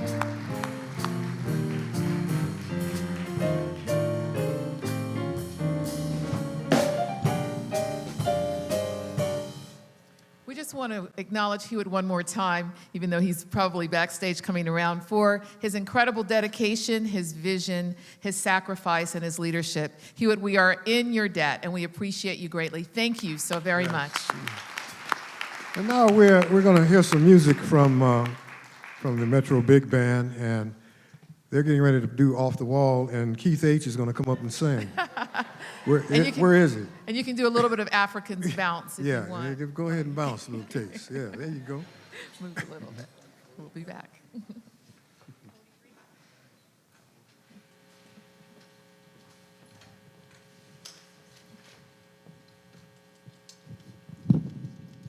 Hello, everyone. My name is Stacy Carter, and some of you know me, some of you don't. But there's a couple of things I want to say really quick. I want to thank Pastor Tony. Pastor Tony, you and Maranatha got me through a really dark space. So I want to thank you so much for the time that I spent at Maranatha. I want to thank the National Black Educators, 100 Black Men, 100 Black Women, because if it wasn't for all of you, my daughter, Amber Wyman, would not have made it to Valdosta State University, University of Texas in Arlington, and then she got her graduate degree at USC, her master's degree and a grad certificate. So I want to thank everybody here because I was a single parent and it was driving me crazy. So thank you all. She's doing fabulous. Thank you, Pastor Tony.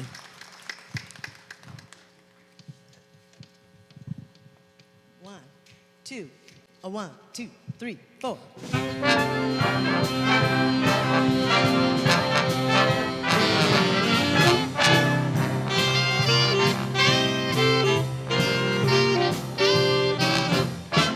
What a day this has been.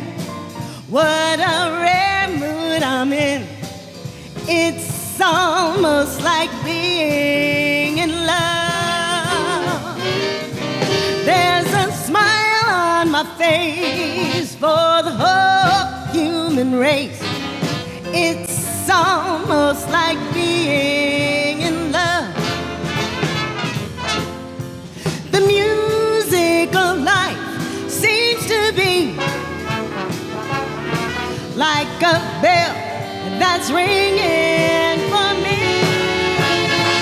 And from the way that I feel when that bell starts to peal, I could swear I was falling, swear I was falling. It's almost like being in love.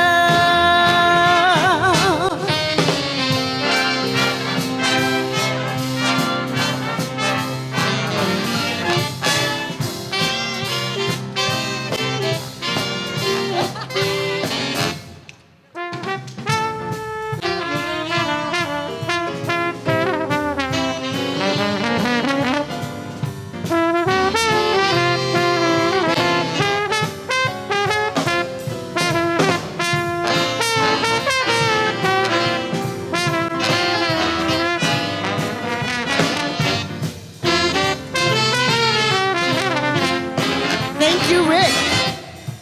The music of life seems to be like a bell that's ringing just for me. And from the way that I feel when that bell starts to peal, I could swear I was falling, swear I was falling. It's almost like being in love. Swear I was falling, I could swear I was falling. It's almost like being in love.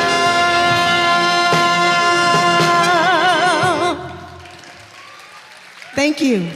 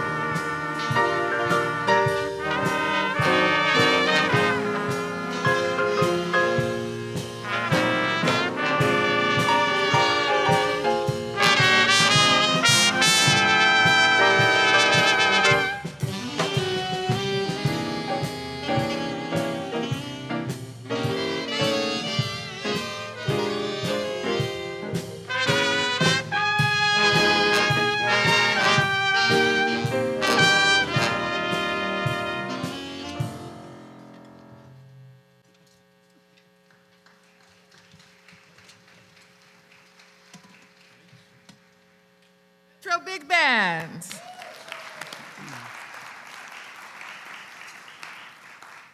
Left my heart in San Francisco.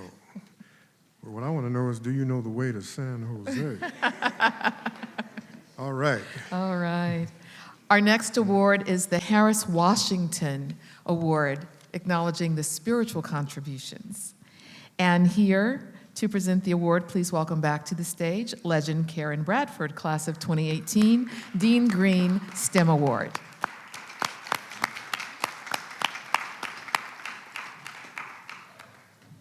So when my family and I first came to San Jose in 2000, and talking with different people and hanging out, one of the things I'd always hear, you know what, if you really want to really have a really great Sunday service, you should go to Maranatha, and you should hear Pastor Tony. I thought, who's Pastor Tony? And I thought, okay. So years go by, I kid you not, I kept hearing Pastor Tony. If you need help, Pastor Tony. If you want to get someone to help you out of a jam, if you want advice, if you want guidance, Pastor Tony. Never met him, right? I thought, who is Pastor Tony? Let me tell you who Pastor Tony is. Pastor Tony was born in San Francisco. Talk about a lot of heart, okay? He came to Silicon Valley in 1987 and just started a mission from the moment he got here. Pastor Tony is also Dr. Anthony Williams, because in addition to his graduate school of theology degree and master's in ministry, he has doctorates in divinity, humane letters, and philosophy. He is, that deserves applause, you're right, that's ridiculous. He's the senior pastor of Maranatha Christian Center in San Jose, and while there, he launched the Maranatha Outreach Center, which is a nonprofit, non-religious community center, which offers homework assistance, something that he has done through the BOOK Academy and Computer Training Center that he offers to all for computer training for both youth and adults. He also serves as the chairman for City Team Ministries International Committee. And he's also an instructor at the City Team Rescue Mission Discipleship Drug and Alcohol Program. His philosophy in life, trust in God always. And advice he gives, first think and pause. Remember, we live with the decisions and choices that we make. And for those who may not make the right decisions and choices at the time, he's also a volunteer chaplain at the Santa Clara County Jail, for the San Jose Police Department, at San Quentin Prison. And then on top of that, he serves as the co-chair of Santa Clara County's faith-based reentry coalition to help people to come back to be a part and a wonderful, helpful part of the community. He does it full circle. We are very proud and very pleased to introduce, and for me to finally meet, the amazing and the wonderful Dr. Anthony, AKA Pastor Tony Williams, for the Harris Washington Spiritual Award.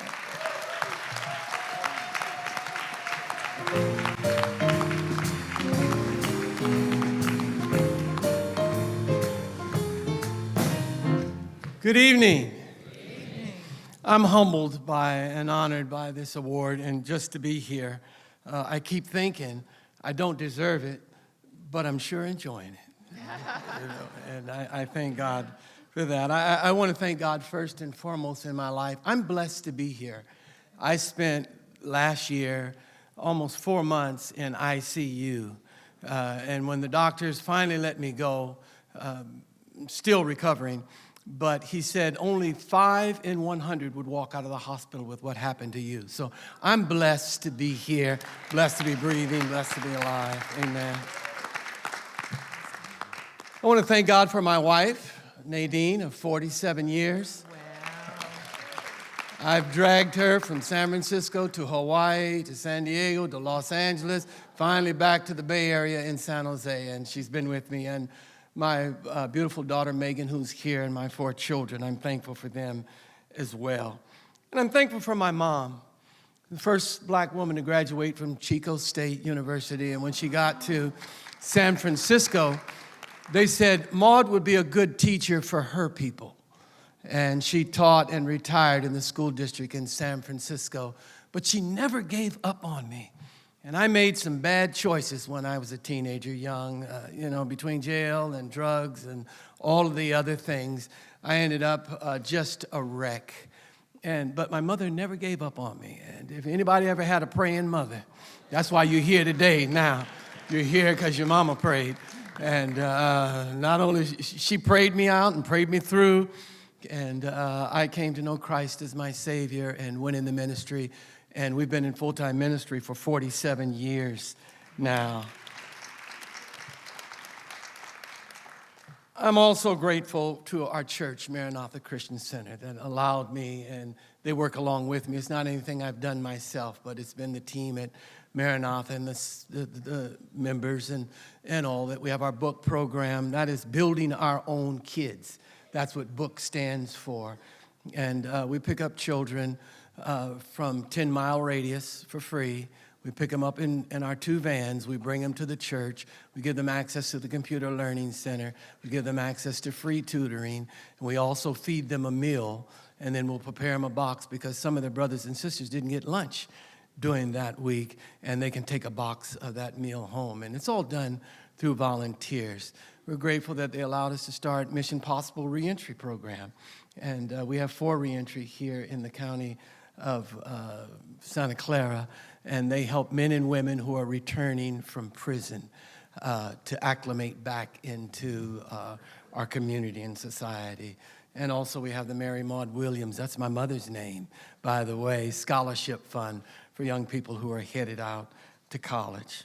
The greatest thing I can say is the simplest thing I can say, and that is thank you. Thank you to the committee, and thank you to all who provided this nomination. I had a short speech and a long speech, and I thought I'd give them both. I hope you don't mind. And the short speech is thank you, and the long speech is thank you very much. God bless you.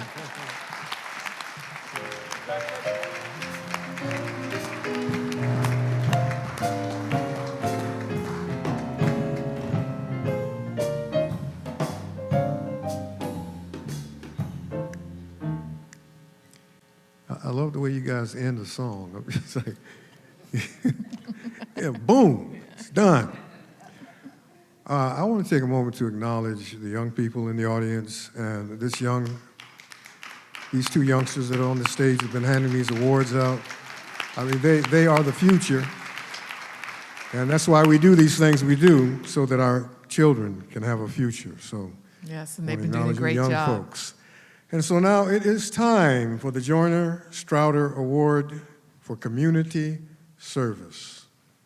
And introducing tonight is my fraternity brother, A5 brother,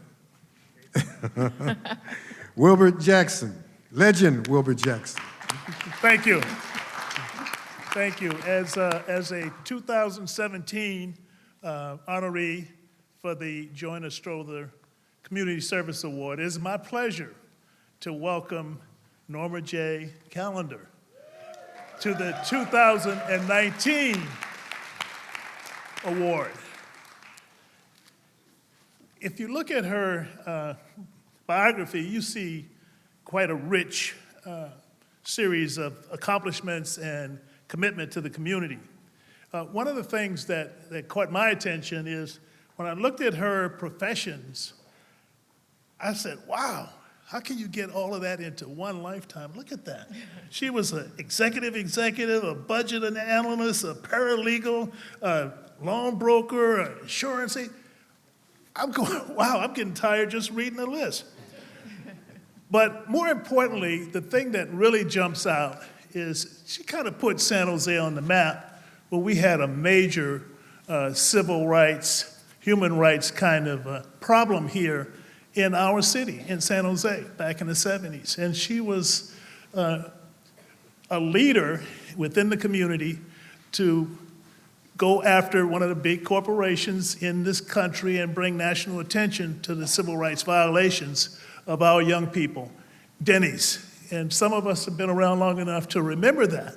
And this lady was, strong enough and determined enough to make sure that they didn't get left off the hook. So she kind of reminds me of a childhood hero that I had, and the slogan stands for truth, justice, and the American way.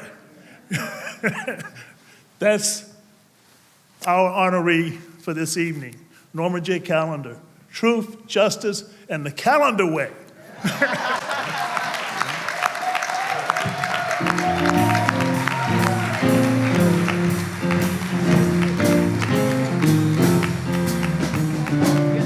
With all that embellishment. Thank you for such a wonderful introduction. I am not that good at just ad-libbing like all of you professionals here. So I worked on what I need to say until my computer crashed on me last night. It crashed on me, and what I found is that the cursing didn't do me any good. And I needed to spend more time praying.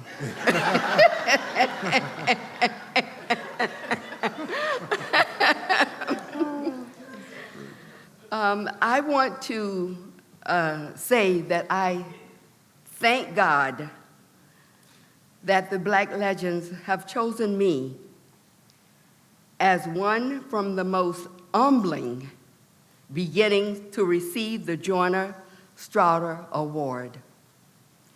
And mentioning Bob Strouder, I too saw him. I volunteer at the Veterans, and I'd actually said a special prayer that Bob would be able to make it here tonight. And please, let's continue to pray for him because he is having some issues. This wonderful award has been named after him and Hewitt, who are just two, in my opinion, giant community leaders in Silicon Valley. I also want to thank Galvin, Jackson, and Andrew, where's Andrew? Andrew Reynolds, for nominating me. Both of them, I guess, thought that they would nominate me so they could ask me to do more volunteer work. Yeah, you didn't really trick me. To my family, whom I love to the hills, I am grateful for your support, more than words can express. Here tonight is Ed Sr. Wave your hand, Ed Sr. Rick, my baby son Elton, and Michelle. Unfortunately, my oldest son, Eddie, and his family, and another Michelle, Angelica, EJ, and Marlon were unable to join us due to a commitment he booked and paid for back in the summer of 2018. A special thanks, a very special thanks, to my dear son Rick, who I think was concerned that there would be people here to support me tonight. Thank you, Rick, for your contribution.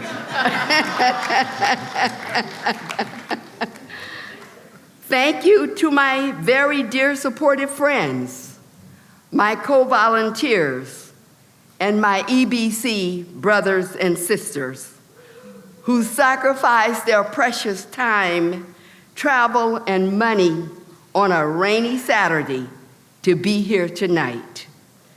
Your presence will only convince me, like I said before, to do more volunteer work.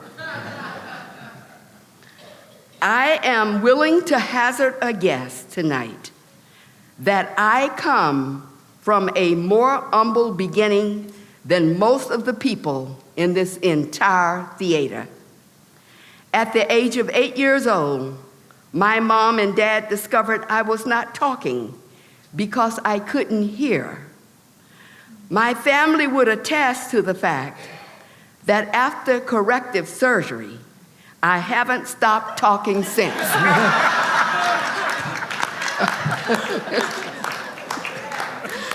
As a little girl, I witnessed my dear mother raise 8 children, clean white folks' homes, and iron their laundry at night in Fort Pierce, Florida. This mode of earning a way to survive financially did not change when we moved to Cortland, New York in 1958. My dad retired from the Cortland County Public Works Department as a heavy equipment operator, but he consistently held down at least 2 other laborious jobs until he started his own very successful blacktopping business in the early 1970s. Notwithstanding the above, my mother found the time to become president of the Fort Pierce Lincoln Park Academy, PTA, and a state officer of the Florida Congress of Colored PTA. That is a real name, and I brought the picture with me that I would love to share. She was also very active in the startup of the local branch of the NAACP.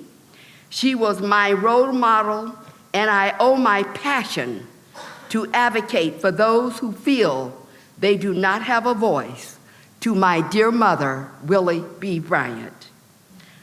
My mom may not have excelled to what we consider a formal education, but she was the smartest woman I knew. My mother's mom abandoned my grandfather after he became disabled, unable to walk, when my mother was 10 years old. Now that I think about it, no wonder she had me standing on a stool at 7 years old, cooking dinner while she was at work. My brothers and sisters will absolutely tell you that they learn about sticky rice from me.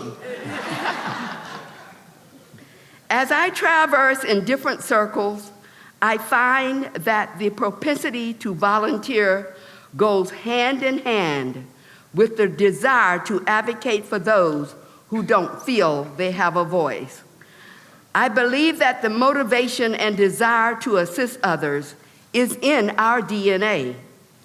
I have been a civil rights activist for as long as I can remember.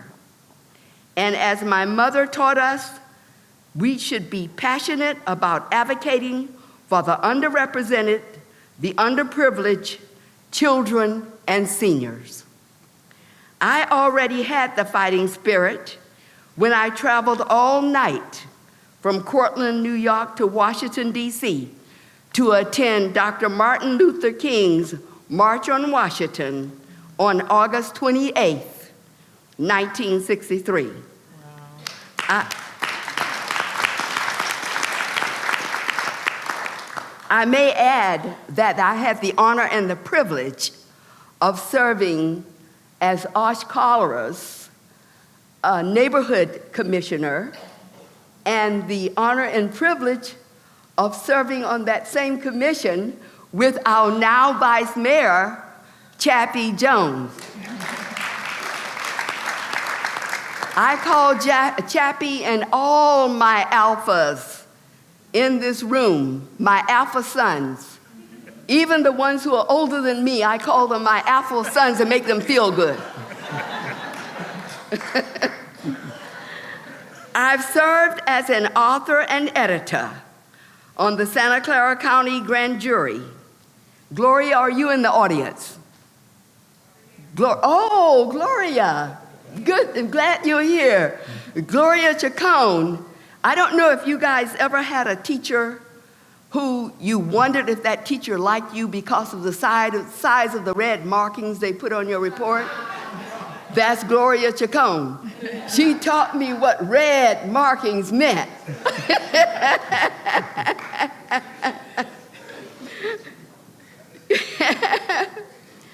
You may ask, what do I do in my spare time? I am a greeter. Well, I volunteer as a greeter at Emmanuel Baptist Church, where I love to use my gift to uplift spirits and evoke smiles. I also volunteer for Emmanuel's Embark Outreach Ministry, for Emmanuel's Operation Share, where I am bossed around by my friend and boss, Francis Jacobs. Raise your hands, Jacob. Yeah, everybody knows that's true. One of my favorite pastimes since 2010 is to tap dance. I still tap, as old as I am. Ask Chappie. We tapped 2 weeks ago for the San Jose City Council. I tapped with the South Side Dazzling Divas. I don't think I can tap tonight because I haven't been to bed. I decided to research qualities of a good volunteer, which I found on the net. I hope these few words will also serve as an encouragement to you. Enthusiasm. It is my credo that if you cannot be enthusiastic about the volunteerism you are doing, don't do it. Because you need to smile. You want to feel that you have really accomplished a lot and you have given back to those who were not there to volunteer with you. Flexibility. I have found that, yes, you must be flexible. Ask Fran. Ask Fran Jacobs. Fran will have you coming in one day at 2, and she'll have you coming in the next week at 10. And don't you dare tell her no. Reliability. We don't have to be paid for people to rely on us. Be creative and passionate. Have integrity. Integrity and be honest and truthful no matter what you do. Be willing to work with a team. At one time, I really did have to pray to be a part of Fran's team.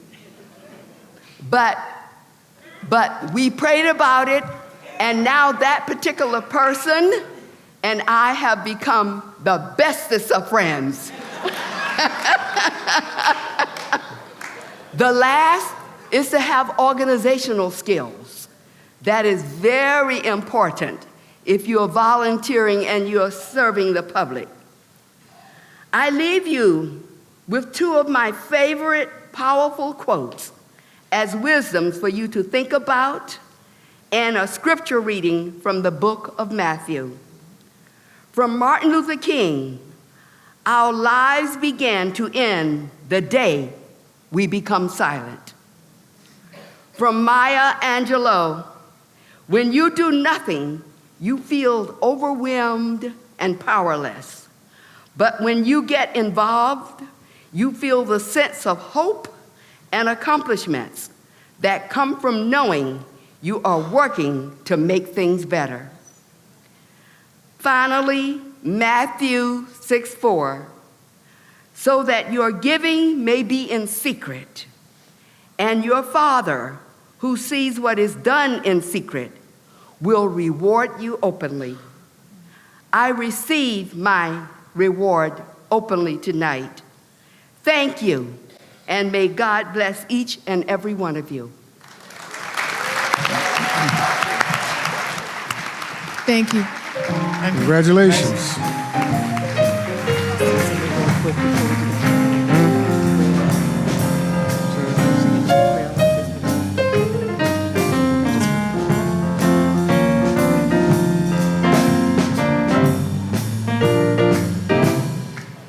Congratulations again, Mrs. Callender. And you know, she mentioned Bob. And as we think about Bob and also others who might be struggling and couldn't be here with us tonight, I want to encourage us all to pray, because prayer changes things. And we can petition heaven and see miracles on behalf of our loved ones who need that support. So just wanted to encourage us all to keep them in our prayers and let those prayers be fervent, strong, and persistent. Amen. So, Community Organization Award. And I'd like to introduce a gatekeeper, a warrior in the village, chairman of the Black Legend Awards, Aaron K. Hicks. Yes, a Jr. visionary, dedicated, amazing, and looking so sharp with his red shoes. Yeah, I want those shoes, brother. No, brother. Good evening. I have one award. We're almost out of here. We just got to get this one award, and we acknowledge everyone. I want to say that you give legends 2 minutes, they prepare a speech. All my staff are saying, Aaron, go cut, do something. But I try to explain to them, legends are legends. Let their stories be told.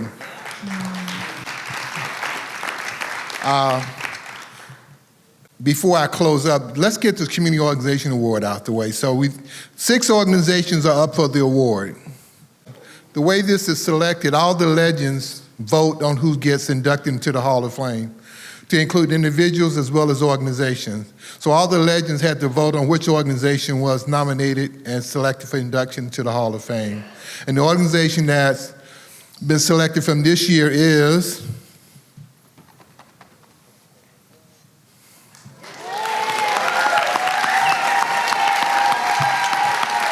Milan, is he still here? Milan, I know he wouldn't miss this. Congratulations.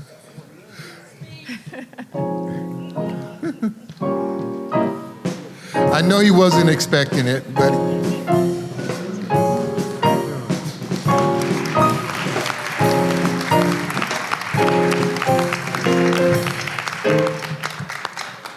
I guess this is the part where I say everybody stand up.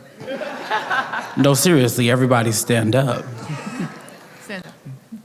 Okay, I'm gonna repeat myself. Everybody stand up. If you are able-bodied, God-abled, and not in the bed or in the hospital, you should be standing. Because you're gonna give yourselves a round of applause, because this organization does not belong to me, it belongs to the people.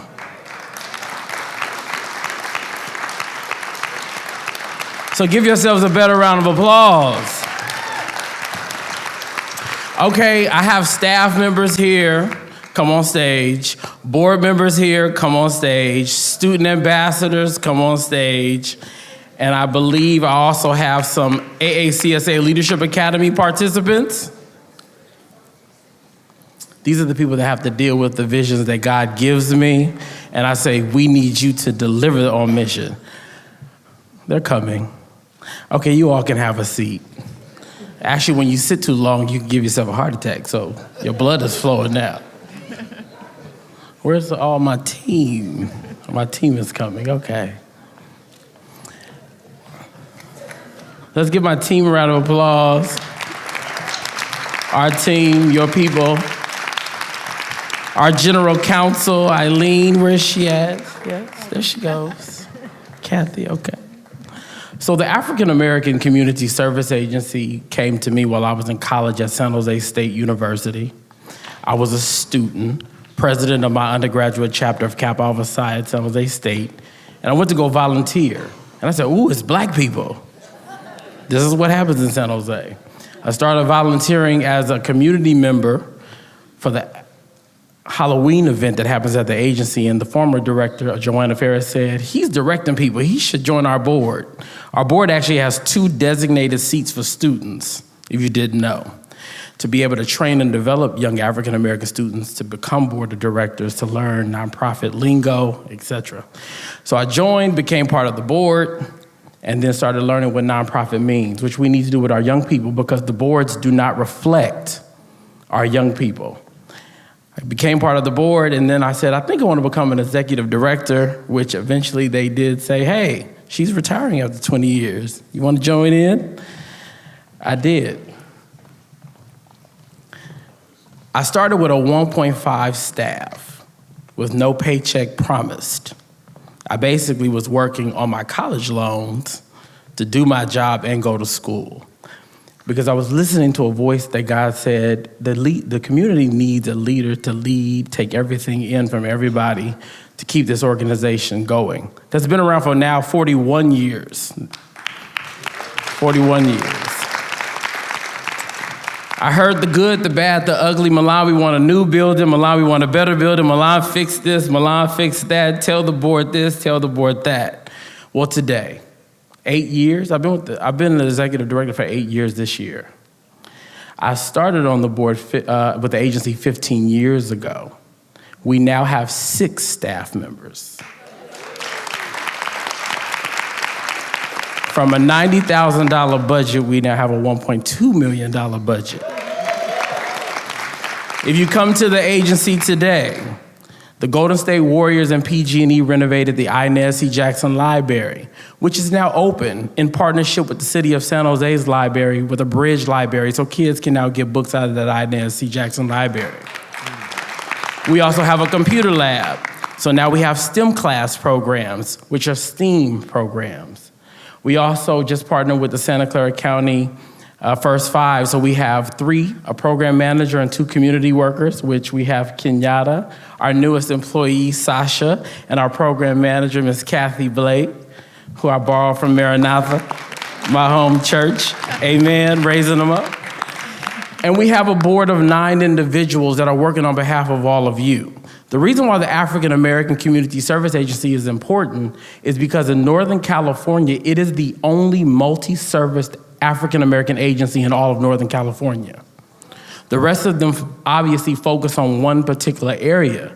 We focus on education, economic development, health and wellness, and social services. In 2018, the City of San Jose provided us with a $300,000 grant that we advocated for to renovate the facility. So the bathroom, the doors, and the safety of the building is being renovated now until we get that multi-million-dollar property, because it represents all of you for the next generation. And the one thing that I'm happy about is this year we are having the executive directors for the day. So if you know a young person in middle school or high school or college that you don't see much in, send them our way. And we're gonna put them in my chair with a budget and have them design what they think the day should be like. Because if we train them to be executive directors when they are young, they will become executive directors when they are older. If you teach them how to do a budget, they will then know how to do a budget. But none of this is possible without the prayers, the complaints, and the good times. And these people that you see behind me are the people who actually do a lot of the work. You see me because I'm always out in the community, but they're the ones that keep me to the floor and to the line as a leader. So give them a round of applause, because we are a team at AACSA. And we thank you for this award. It was a shock because all of the organizations up there we work with, we don't do anything without people who give us what we need to do. So thank you. God bless you to all of our legends. I didn't take this job only because it was gonna pay me a lot of money, because it doesn't. What it pays me in is the mother that is addicted on something, that has children that needs food. It pays me because the people who are going to college and want to see people that look like them, that are doing something great. It pays me because the pastor that is praying for me, who's doing the same work at the church house, I'm in the street house. It pays me because we have members of Delta Sigma Theta that have been laboring for a long time in the community. I know who you are. I read and research all my Black leaders. Sharice is our new board chair. She hails from Baltimore, but she's here doing great work in Santa Clara County. She's chairing our board, and she's challenging us to new heights. And so I want to make sure that you all are able to identify her when you see her, because obviously we are supposed to be best friends in the nonprofit industry, right? Running the agency side, she's running the board side in the community. Please give a warm welcome to Sharice Owen.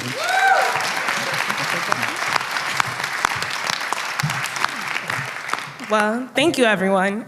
This was definitely a surprise. As Milan said, I'm from Baltimore, and I originally got involved with the African American Community Service Agency. When I moved to San Jose, I didn't see people that looked like me. And it was a culture shock because I knew we were here.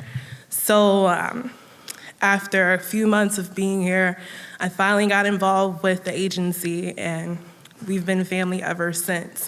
I just want to say thank you to the nominees for the organizations. We work with you so much, and thank you everyone for all that you do.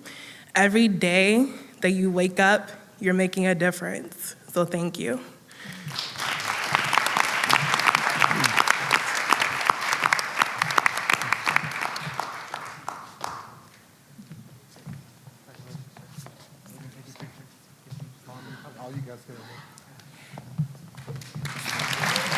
All right, so one more round of applause. And we want to thank young John Norwood as well as Yasmin Norwood, the honor students who've been presenting all of the awards tonight. And they are members of the Dr. Frank S. Green Scholars Program. All right. Well, thank you. Well, I'm the last one on the stage. I want to say you guys succeeded in making this program 1 hour longer than it was scheduled. So, you know, we talk about boards. I can see my board going to beat me up. You should have made it shorter. But thank you. Thank you for staying. Thank you for coming, listen to these legends. If we don't do it, who will? Because you have witnessed history, yes? We have some breaking news before you conclude. Yeah, we have one more award to give away. What award you got to give away now? It's called the Bajaba Maisha Ya Kazabora Award. And Bajaba is for Bay Area jazz and blues artists. Maisha Ya Kazabora is Swahili. Translates into good work for life or lifetime achievement. And so tonight we would like to honor Aaron K. Hicks Jr. Oh. Okay, thank you. And I'm going to read you the award so everyone gets a sense of you, gatekeeper. Your commitment to your family and all of the people who come into your life is a testament of your strength and love and presence. You have inspired as a gatekeeper, mentor, and producing an event that will go down in history. We thank you for your service here and abroad. The evolution of the blues was slamming and in full effect because a Detroit Motown brother, Chocolate Sound, was jamming. You lead by walking the talk. You are a class act. You are an outstanding man. We acknowledge your greatness. It is with distinction that we honor your lifelong dedication and accomplishments. We, the members of the Jazz Line Institute, and the men and women of the Order of the Flask. And you can't say that And not show it, and right? not have a flask. Acknowledge your life's work. Black Legends Awards is your mojo. That's magical, original, joyful, outstanding, keep swinging, and making our village and people significant. You are a legend. And I think he deserves a standing ovation. Aaron K. Hicks Jr.